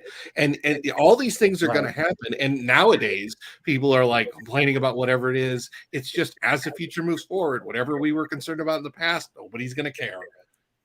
Yeah, it's going to be the uncanny valley is going to come to life. And before I actually heard, you know, like uncanny valley, what is that? And then it's like AIs aren't intelligences, like they're not going to have feelings or whatever. They're basically self-trained, extremely complicated prediction mechanisms. Like, it's more complicated than that, but we're not going to get sentience through that. They're just going to be super useful. It's going to be like in Star Trek, where you can go, computer, do this, write me an adventure and run it for me and my friends. There's the Star Trek cartoon, Lower Decks, that takes place in 2470 or whatever. It's the farthest in the Star Trek timeline post Voyager. It's really cool. They have a role-playing game where Goron is the computer running the game as the DM. Roll the dice, you know, with the eyeballs and everything. And so they're playing D&D with him as the DM in a couple of episodes. That's what it's going to be like, you know. Like, so you gotta, it's gonna happen. Like, it's coming, and it's not gonna happen like some far off day. It's gonna happen like Thursday. Like AI art, AI, all that stuff. It's happening every day. You're finding a new thing, a new field that's being obviated. And since AI art started to be a thing on like social media, it's improved by leaps and bounds since we first saw it. With, like, you know, those eyes are totally off balance and 6 fingers on one hand and 4 on the other. We've gotten beyond that very quickly because AI art is able to learn from its own mistakes, and it'll make new mistakes. Yeah, well, they're constantly training it. Like, it's getting better. Right? So okay, Courtney, you're into the futurism stuff, and you've been doing research. So we have companies now that are saying, you know what, our policy is we are not use AI art because we don't know the blah blah blah whatever. Okay, how long are these? I'm an artist. I have an art degree. I've studied art history. Like, I have a bachelor's in art. I don't have a bachelor's of fine art, which is a master's, but like, I've graduated with a college degree in art and studied it a lot. This is the discussion happens every time any new medium occurs. Photographs. All photographs are cheating. What do you think Vindemere did? Like, that's how the Dutch achieved that level of reality. They used a pinhole camera, projected it directly on the canvas, and painted over it. Right? Like, that's what they were doing. But then the camera comes along and people are like, well, that's not a valid piece of art. It's just a new tool. I use AI art in my work. I don't use AI art and then publish it in a book, but I use AI art in the same way I use stock photos as reference or to generate ideas, or it's a tool. They're all tools, you know, and I pay artists. I have working artists, but I'll tell you, every working artist is using Clip Studio or Photoshop on a digital tablet. And you go back to some painter and, you know, oh, that's cheating. Well, yeah, it's a mighty fine tool. It is. You know, like, and the tools get better, you know, like, so AI is going to be able to generate all this stuff. There's still going to be people who are going to tell the AIs to create stuff. Like, it's not going to be a job because you won't have to do anything, but just because you don't have to work anymore doesn't mean people won't do things. Right. Well, I'm just wondering when it gets to the point, like, for instance, Chaosium has a policy, and they've reiterated the policy. You cannot use AI art in anything. Well, at what point are they not going to be able to tell if it's AI art or not? I mean, you know, and so let's say I submit something to them and they say, we think that's AI art. Well, no, it's not AI art. I mean, that's already happened. I mean, it's going to be hard. Like, I'm glad this is happening now, because people used to ask me what computer software I used to do my art. Like, I drew that shit by hand. That stuff you'd see on the wall behind me. I used a pen. Like, I'm an actual artist. I went to school and everything. Like, and they don't believe it. They believe that it was created somehow, whatever else, you know. But I don't know what to tell those people. Like, people live in their own sort of realities, and they're often not factually grounded at all. And it's not my job to teach them how to fix them or whatever. I just don't want them to be too mad at me, so I can get up and make my role-playing game and enjoy my life.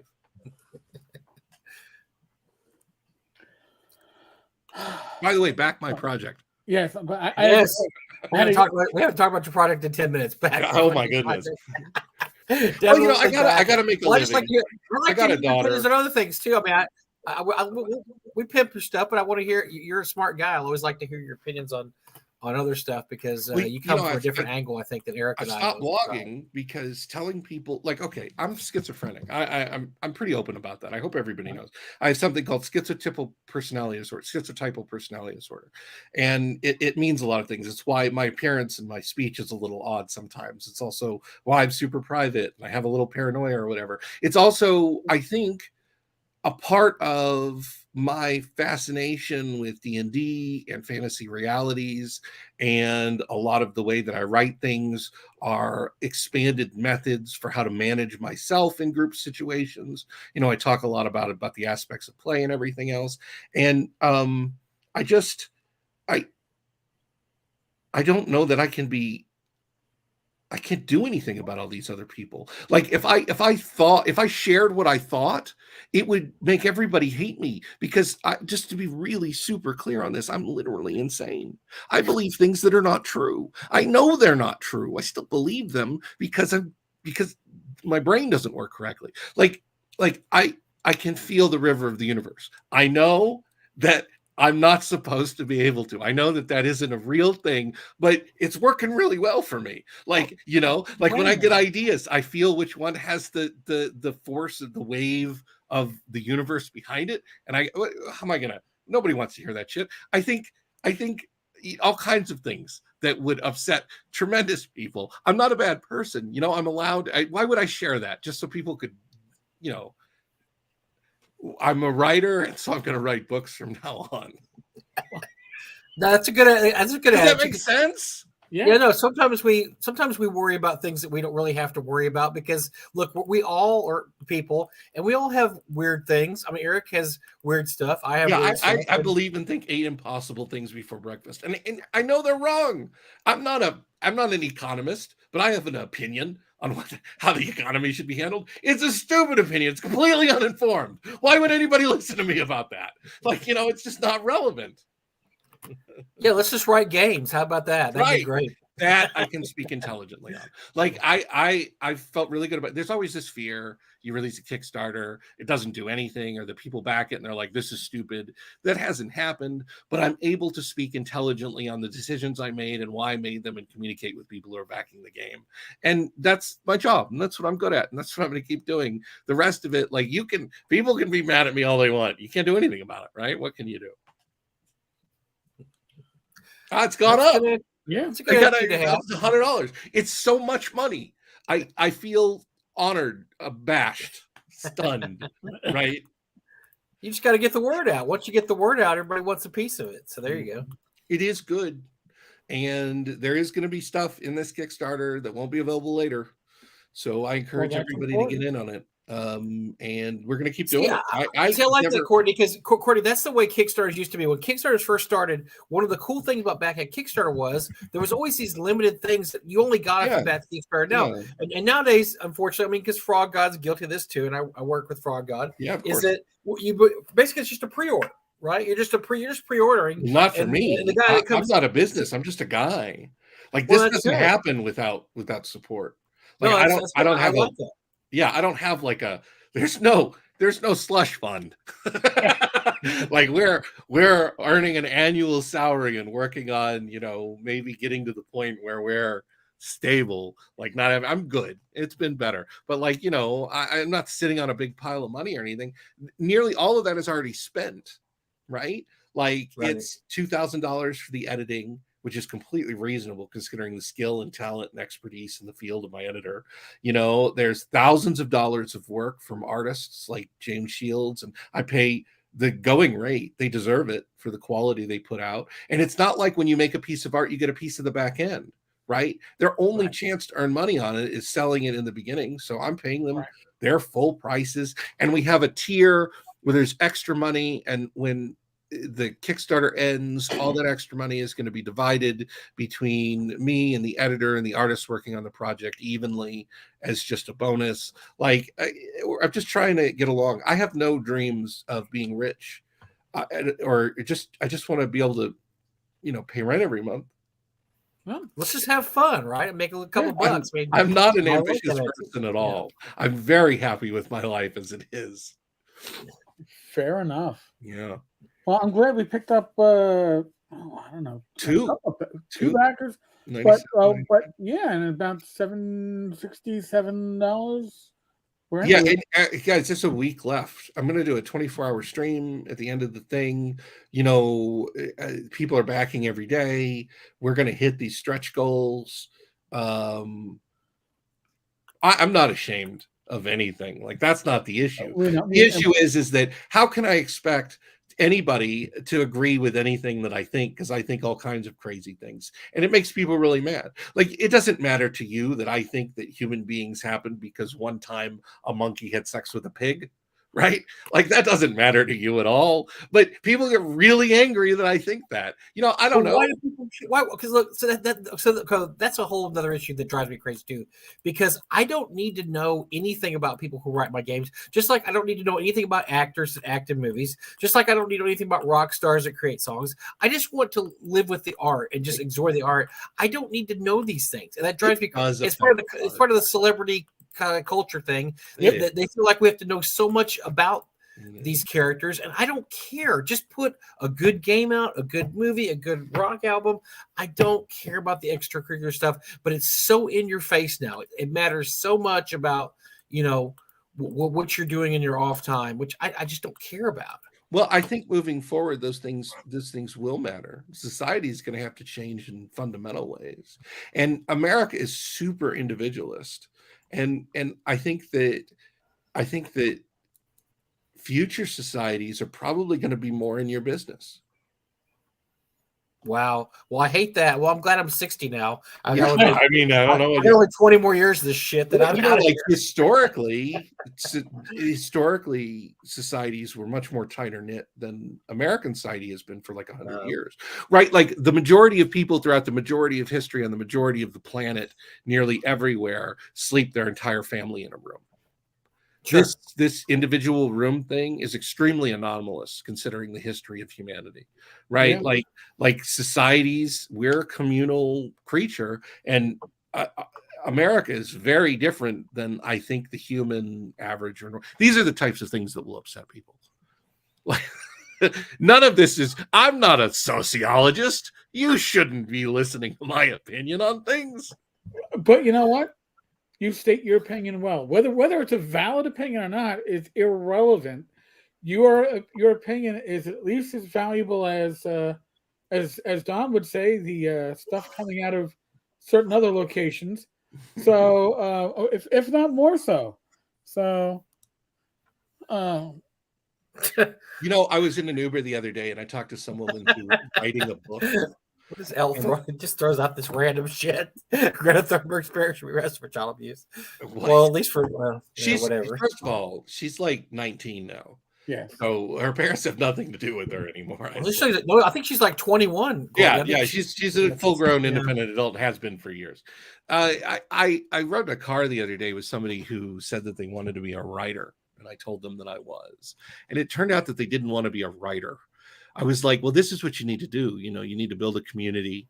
You need to write things and engage them and create a mailing list and, identify yourself with a brand and a style. And she didn't want to hear any of that. That's not what writing was to her. It reminds me of all. I mean, this is off on a tangent, but no, it's tangent. No, what I was going to say is out on a tangent because it reminds me of the random girl who wants to make $1 million on OnlyFans. The girls that make money on OnlyFans, it's a job and they work it. Yes. They work their ass off. That's exactly right. They do the same thing. Don't throw nudes up there and they develop a brand. They create a presence in a community, and then they make $1 million. And what it is, I think this is some sour grapes to see other people succeed, and Twitter and Facebook put us right in touch with that, right? But I think that's. I mean, I'm a pretty positive guy. I think that things get better when people succeed, so I'm for it. Well, do you remember, like when Kickstarter first started, do you remember every once in a while you'd have this random guy that would do something like, I'm going to put a potato salad recipe up, and they'd make that made $1 million. Everybody thought, well, I can do that. I can do something ridiculous and make $1 million. And it kind of gave this whole idea that you really don't have to work that hard. You just have to come up with a crazy boffo idea, and you're going to be rolling in cash. And I think we have a whole generation that kind of thinks that, like, well, OnlyFans, I can pay my rent forever. Well, no, you really can't, because you're okay looking and you're not really going to promote your product. You have to really work at your product. You can't just throw that out there, like anything like that. Like, I had a friend once, I'm going to play professional golf someday. Like, do you realize that's about as hard as being an NBA player? I mean, you could say that, but I'm really good. So I'm in the field of internet people creation stuff, right? Like that's my job. I'm an internet person. I make books. The thing is that when somebody goes viral, it's because they've done the groundwork to go viral. Like it's very, very rare for somebody to go viral and it just have nothing to do with their lives. It does happen. But in general, when you see something get a lot of press or a lot of spin, it's because that person has been working behind the scenes for 10, 15, 20 years. It's the same thing. Why is my Kickstarter at 600 backers when so many other people struggle to raise just $1,000 or $2,000? I feel compunction over this, right? But it's because, like, I spent 10 years, 15 years writing a blog and becoming a member of a community and producing content. And that's the reason, the source of it, right? Is all the work I put in. This isn't like, I'm not going wildly, viral because I released On Downtime and Domains out of nowhere. Right? Like, there's this history of it. And I think that's true for anybody going viral. And the people who think they can do it, well, very rapidly they find out that they don't actually want to be a writer or a content creator, because that shit is hard and involves making sacrifices in your life and spending hours and hours doing things that most people find unpleasant. So, it's a self-solving problem. Well, I still remember when I started my podcast before we maneuvered on to YouTube. And I'm not going to name the podcast in question or the people behind it, but I do remember when my Anchor cast kicked off, and the downloads were impressive for a new cast. And I remember being told, well, you only have that because you have your established blog. Yes, exactly. Exactly. It's the same reason I made Twitch Associate in a week. Yeah, it's because I have a mailing list. Yes, yeah. I'm doing it. It's a job. That's how that works. I said, how dare you come into our field and hit the ground running? Well, I hit the ground running because I spent 7 years prior working a blog and building a community and getting people in a position where they would maybe want to hear from me. So the how dares. Anybody who's into the how dares, it's a problem with themselves. Anytime you find yourself going, how dare? Well, they do dare. I got news for you. We're people. We dare. We went to the freaking moon. Like, we're going to colonize the entire damn solar system. We are nothing if not daring. So anytime anybody finds themselves in the how dare thing, it's resentment and bitterness and jealousy. Right. Well, again, it's when you can build your community, for lack of a better phrase, or whatever, if you can build a following in one medium, it won't all transfer, but you will certainly bring a number of them with you as you transition to another medium of communication, of production, of creation. So it's never a waste to build that. It's just part of the process. But I just remember, and it was just like, being told, well, the only reason is because you had this established blog. I knew that. It was obvious to me, and I thought that was a great thing to do. It worked out very well. Yeah, corporations call it synergy. Yeah. Like, it's a thing. Like, so it's just bitterness. Lensman asked in the chat, I don't know how long ago this was. Yes, they absolutely did. Netflix owns the Ronald Dahl estate, and they rewrote his books, removing references to fat people and negative characterizations of people in Willy Wonka and all those other books. They rewrote them and republished them with new words. Yes, the bad hang on to your old copies if you want the original meaning of the. Well, I mean, surely they're still available, right? Like the Gutenberg Project has them. I'm certain. Oh, you can find. Yeah, you'll be able to find them. Yeah, and hopefully people will. It's the same. Look, it's same way with a lot of writers. I mean, Robert E. Howard. Robert. A lot of people don't know they changed up Robert E. Howard's work. Yeah. Quite a bit. Well, I mean, they removed the N word. I mean, that was racism, anti-Semitism. Like because it wasn't integral to the work. Original Conan stuff. Yeah, like something Huckleberry Finn is different, right? You can find it. Because like in Huckleberry Finn, when they use it, it's naturalistically part of the society that it's portraying, right? The good and the bad and all of it. But in Conan, it doesn't, like, nobody, you don't need racial slurs, like that's fine. I don't think they should change any author's work, but I get why it's happening. You can find, I mean, they actually have original printings now, so you can buy the more acceptable printings. But if you really, really want to read the book as it was written in Weird Tales, you can find them. I mean, like you said, though, I've read both, and there's really you might as well.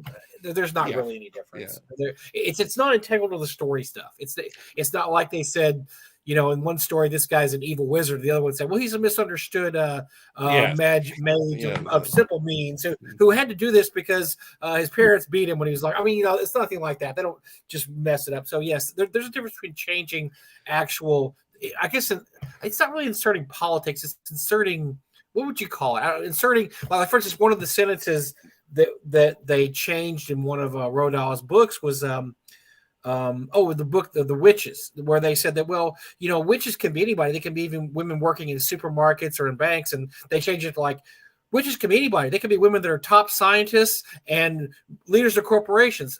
That's ridiculous. I mean, in their defense, why are the two jobs they're putting their service jobs for women? Why can't women? Well, because it's historically that's something that they did in the 60s. Yes, I mean, like, but it's not his books are still popular. Are we going to be wanting to send that on? That sort of subconscious perception of women to our.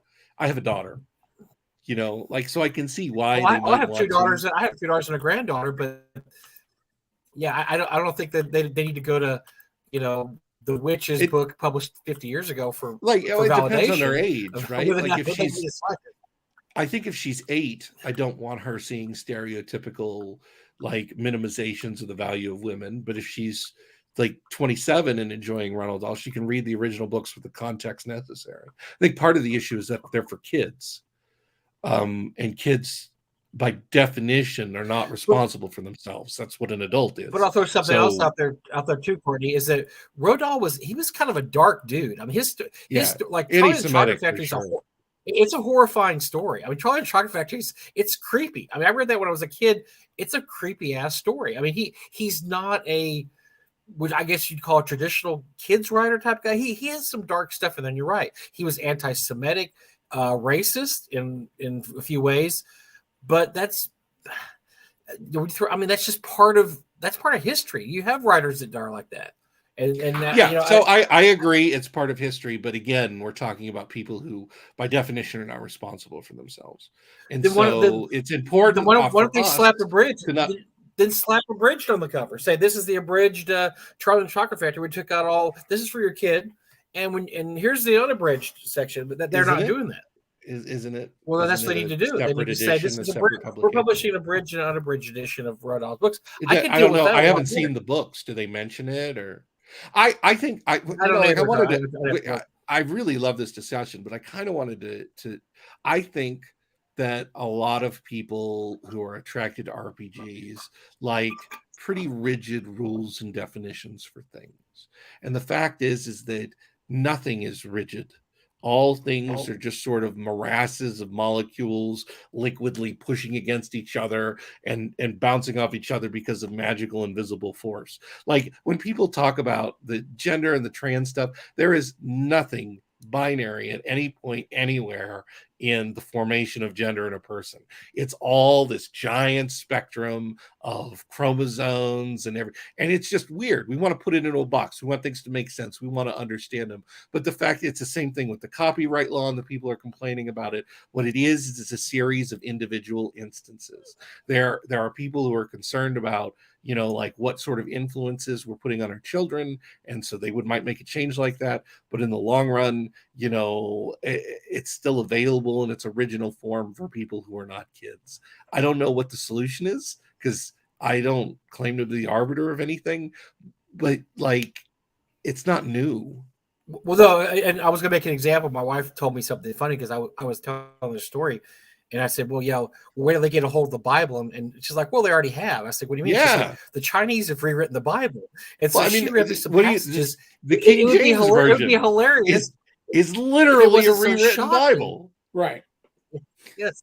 So they've already, the Chinese, or the parable of when Jesus meets the fallen woman and says, you without sin cast the first stone. In the Chinese Bible, he stones her to death.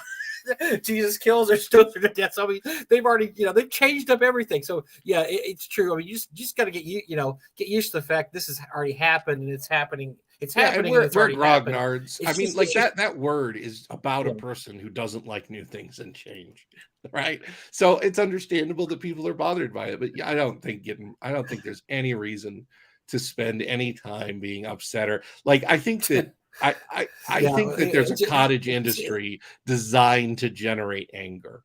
It's like, I agree that censorship from drive-thru-RPG is an issue and it's negative and it concerns me greatly. But that guy who got banned this week, he was like, F your rules, I'd break them. Oh my God. I sent an email about I'd break them. I'd break them right in your face. What? He called their bluff. What can they do? I don't care about that. That guy intentionally did it for specifically the reason they didn't tell him to, and he got his effect, right? Everybody's heard about it. He wrote an unplayable. First of all, he wrote an unplayable game. It's just it exists for 16-year-old boys to flip through. It's so stupid. It's like designed to be upsetting to people, right? And whatever. Like, I think the issue about drive-through RPG censorship is completely separate from them taking action to protect their corporation. Like, I don't think that's a concern. If they cancel somebody for like a reason that isn't, then it's a bigger issue, and they certainly walk the line on some of those things. But I don't want to talk about it too much because I'm wholly dependent on them for a large portion of my income, and they can just blacklist me. Like, that's the concern, right? Yeah, well, that is certainly a concern, and I did inquire with drive-thru as to what happened with that, and I got a response which started out with, "This is off the record and not for public consumption and for you directly, Eric Tenkar." So you're broadcasting. No, I'm not sharing the response. I'm not sharing the details other than that's what my email started with. I was like, okay, then. So I was like, all right. So am I comfortable with their decision? Still, I'm not gonna say I'm comfortable with it. They have too much of a monopoly. It's an issue because of their domination of the market. It was better when RPG Now existed, right? There was competition, but I've noticed that since RPG Now went away, that I feel that in spite of their massive profits, that they are not as competitive or as eager to improve their service as they was when they had a competitor.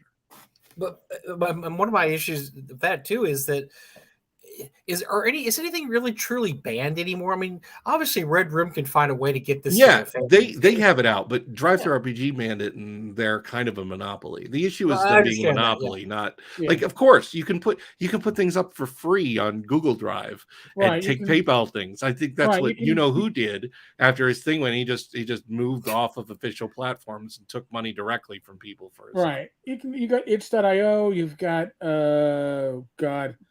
where the Red Room is up right now. D20. You could throw it directly on Amazon, couldn't you, if you wanted to? I mean, PDF D20, Amazon. All my books are on Amazon. Yeah, if you want to order them from Amazon, they're there. That's always cracks you up about Banned Books Week. Not to degrade Banned Books Week, but I look at the list. I'm like, I can order any of these on Amazon. It's banned. Yeah, the concern is that somebody in that little town or whatever decided that it was offensive. I'll send them I'll send whoever wants one a copy. I mean, if you can't find, To Kill a Mockingbird, there's only 80 million copies out there. I mean, no, but I'm making fun of it. But I mean, that's there is other avenues. Yes, they are somewhat of a monopoly. But if you're going to make something for the pure purpose of just sticking a finger in somebody's eye, this is going to happen. Yeah, I mean, he intentionally did it so they would ban It's ridiculous. Have you read it? He left no option. Have you read it? Because I've read it because Eric sent me a copy. I have not read it. However, I have read a description of it. I know I could say quotes from it that are outrageous. It's designed to be inflammatory. So why like we talk about this in therapy a lot when I was doing group therapy, and I worked in mental health for like 20 years. Why are you giving somebody else that control? Like, they're clearly doing it to get a reaction out of you, but you don't have to react, right? Not reacting is also a choice. So, like, whatever, he did it, he got the consequences for it, and he got the benefit from it. Everybody has heard about it. People have read it. It worked. It did exactly what he wanted it to do. I would have never read it. I would have never. But you did, right? So it worked 100%. And the price he paid was that he can't work with Drive-Thru RPG anymore. People make choices, man. Elle was asking, saying Drive-Thru and RPG Now were always the same company. No. RPG Now was bought out by Drive-Thru about a decade ago, maybe a little bit longer. Which is when innovation stopped occurring. I want to be clear. But they've been talking for a decade about better Kickstarter integration. You got to understand. I know they take a significant amount of money from me yearly. So they have, if I'm doing that, like if I'm making a living and I'm a small creator, they have more money than they know what to do with. And the fact that it bothers me, and I'm going to get blacklisted if you guys keep making me talk about it. Don't get blacklisted. Come on. That's not on us. We're already past the 2-hour mark, so we'll probably wrap this up. Yeah, we're okay. We like talking to each other so much. Yeah, I'm going to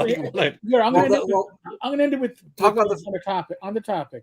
Miguel did say that he's losing 90% of his sales with the loss of access to Drive-Thru. Mm-hmm. So I would say that establishes Drive-Thru as a de facto monopoly, even if they are not the complete. They are. That's where I am. That's where I'm at. And that is, listen, I make a significant amount of money, that enough to pay my car insurance on a monthly basis. And in New York, that ain't cheap. With my affiliate sales on Drive-Thru. Yeah. I'm not complaining. And they're a good steward, but a good dictator is still a dictator. Right. You know what I'm saying? Like, I agree. I think what's his name? John? I can't remember his name. The owner. His extremely good judgment and is very civil and diplomatic and reasonable. Right? Like, what he wants is not anything to draw attention to the fact that they have a huge revenue stream. And anything that disrupts it is a problem. I can feel that, but it's still a monopoly. It's degrees too, because I think we'd all object here if somebody that they wanted to ban a book because the guy voted for Trump or voted for Biden. That would be a terrible reason to ban a book. But banning a book because it's outrageously offensive and fierily idiotic because it's just made for a purpose of basically disgusting people. Some people don't necessarily have a full-time problem with that. I mean, my quick review of Men, pretty much in one sentence. There's nothing redeemable in the product whatsoever. Yeah, I would absolutely concur. There's what if I could make an RPG that was more clearly offensive than Fatal? That seems like the thesis statement. And when you look at Fatal, and you go, this person actually thought they were writing a huge RPG that was going to be immensely successful in their own mind. It had that feel. It was. There isn't a gamer who hasn't heard of Fatal. Right. It doesn't get a lot of table play. No, but I think that it did meet the criteria. That's its own success. Men would never have reached that success, or will not, because it was written just to be offensive. Whereas, it was what do they call it, guerrilla marketing or whatever, yeah, where the idea is to get it banned from Drive-Thru RPG for sales, right. and they say explicitly don't do that, and then he sent out an email that says I'm explicitly going to do that, and then like he published it, and they're like, look, dude, you said that you were going to break our rule, and then you broke our rule. Well, I still remember, I'm probably still up at the Red Room if you go there on the 14th when this released. They posted, get it now before it's banned. So that is the definition of hostile marketing. Yes, that is exactly it. I want to address a couple things that have come up in chat. Somebody said Drive-Thru RPG is a scam. It is not a scam. They do provide a service. Right. And then the other thing is, why is Thirsty Sword Lesbian still on Drive-Thru RPG? If you understand what's in men and what's in Thirsty Sword Lesbians, that's not even a question. It's not a comparison. It's not one is a game that is intended for people to play, and the other is simply an exercise in listing the most offensive things you can think of under the guise of humor or shock value.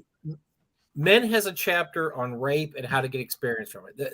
Right there, it's you're done. Or do we want to talk about it? I don't have to go farther than that. I just told anybody to actually buy it or look it up to think, I want to see what this is about. You don't have to see what it's about. That's already right there. Just by the way, that in and of itself, without the hostile marketing, is a violation of the publisher's guidelines. Yes. Right. Yes. I actually had. I was like going through a checkbox. Check. Yes. Check. So I mean, and it's not new. The offensive content policy, the guerrilla marketing policy, is over 2 years old, right? Yeah, it's a couple years old. Right. The only part that's new is the hostile marketing. And to give our good friend Wenger credit, I used to always call it the Wenger rule. Apparently, it was definitely made for Satanist because remember he used to advertise all his products with, boy, this is going to get me banned off Drive-Thru RPG. And they finally got tired of it. Like, okay, stop. Enough. It's just come on. Enough. We've warned you. So we could now call it the I don't know, the Red Room rule or something like that. I don't know, but we've beat this topic like a dead horse into glue. So we will call it at that, folks. That's kind of horse. So I'm gonna put this link up one last time. Let's plug the Kickstarter one more time. And guys, Sinless is a super fun experience. It's the full rules are there. You can download it. We're gonna get the tools out to people so we can start games in the Discord as soon as after a week or two after the campaign's over. I'm having super fun creating it, and my players are psyched. I really think we have something exciting and special. I think so too. Now I have to address a comment because somebody is completely wrong, Mr. Gunn. I'm going to tell you are as wrong as Miguel was when he quoted 45%. All right. So I'm going to call bullshit when I see bullshit. I don't care what the company is. It's 25% if you are exclusive. It's 30% if you are non-exclusive. And if you are going through the DMs Guild, it's an extra 20% off, which goes to Wizards of the Coast. Or through any of those 25, right? 20, I think it's total 50%. 50 total. Right. But here's the thing. Okay. That is the DMs Guild, though that is probably also all the community groups, so that they can change their own. So if you're selling for Zweihander or one of the other communities out there, yes, but that's not going to Drive-Thru. Drive-Thru is getting 25 to 30%. I'm not saying that's small. All right? It's not small. It's certainly not I hate small. looking at it every month, but I see how much they took. It's not 50%. And I also sell through Amazon, so they take a 30% cut from me. I'm okay with that because if because there's no competition. Yes, Big Geek Emporium, I can sell there, and you know what? I'll be lucky if I make a sale every month. I have books on and Lulu, and they do 1/10 to 1/100th of the business Drive-Thru every month. I listen, numbers matter, and I'm gonna be the asshole that says I spent a number of years doing statistics for the job for the NYPD, did crime stats, and numbers don't lie. The presentation can certainly tell different stories. I think it's important to remember the history of publishing. Like my mother was an author. She is an author, I guess. I don't really have much of a relationship with her, but she would get 14 points on a contract. And self-publishing is completely different. Like effectively, I'm in charge of my own costs, but I get like 70 to 75 points on the final product because there's no publisher in the way. So it's a different world. You know, again, 30% is a big enough number. You don't need to inflate it. Okay, inflating it ruins your argument. Yeah, I don't know anyone who would write for the DMs Guild. I know people do because they want access to that stuff, but it's turned into its own truism. It's sort of a race to the bottom over there. Yeah, like because anybody who is talented isn't going to want to give up half. Right, and give up your rights. By the way, the OGL 1.1 stole so much of its bullshit from the DMs Guild rules of what you give up when you write for the DMs Guild. Mm-hmm. So if you want to know where 1.1 OGL was influenced by, it's the rules on the DMs Guild. We can just use your work. We don't have to, That's what they want. That's literally what they want. All us creators stealing money from WotC. Well, no, we'll steal it right back Bastards, and you'll be happy. I couldn't believe they were asking for 75% of gross or whatever it was. It was disgusting. Yeah. Disgusting. Corporate enormity and greed in the worst possible form. There's no walking back. They said it out loud. They wrote it down. Yeah. Like, and you were talking about it earlier. They've already killed the goose. Yep. One of the reasons this is doing so well is people are out there looking for new game systems. Something that Wizards of the Coast forgot with this OGL drama until it was too late was by having the default system behind so many other RPGs and products, you controlled the market. You were literally the ship. They want the money without the work. Right. So what they effectively wanted to do, and this is had been my thoughts, is that when D&D 1, this might still happen, a lot of your third-party publishing they're going to want to be under the DMs Guild. I think that was the whole plan in the first place, so they could get their full share, get their money out of you. And the DMs Guild rules of give up your rights, got the only thing they have that people want, which is the names. Right. The only reason anybody ever signs up for the DMs Guild is they want to use the name Waterdeep or the name Neverwinter Nights or Neverwinter. They want to use the setting. And that's the only advantage to it. So, and they thought because they owned that, they owned gaming in general. No, it does not make more than 70. It's a 50% total cut for the DMs Guild. So whether that gets split up, you're confusing me. Okay. It's time to call it. It's time to call it. Yeah, time to call it. So, folks, again, Sinless. If you're too lazy to use the links I put up in the chat, go to Kickstarter, go to the search bar, type in Sinless. This should be your first thing that comes up. I've told you, I'm already backing for 50. Courtney is a ground ball when it comes to Kickstarters and other products. You're always going to get something that's extremely usable, extremely well written. So I say and that as 60% of the time on time, which is better than most of the averages. Yeah, here. I was only like 45 days late, and it was a cover printing error on the BECMI. But I work really hard to get this stuff done and out and high quality. There's hundreds of illustrations in every book that I make because I'm an illustrator and I like art. I like writers. You're going to be getting something beautiful and fun. What more could you want? I would say thank you to Bad Mike, but he's here every week. It's my job. Folks, if you are up at TotalCon is in Marlborough, Massachusetts. I will be there tomorrow, Thursday the 23rd through Sunday, which means no live stream on Friday night, no live stream for Gamers Health on Saturday. We might do one on Sunday when I get back. We will see. I know a couple of people already expecting us and looking forward to hanging out with a couple of our community members and other creators. So it should be a good time. Hey, it's going back to the scene of the crime. It's where I got my upper respiratory infection, which led to pneumonia, sepsis, congestive heart failure. So I haven't been there since I had my trifecta of hospitalizations in 2020. But that was the scene of the crime, so it's good to go back. I'm healthier for it. Go figure that shit out. Folks, be safe, be well, God bless. Roll the dice, roll them well.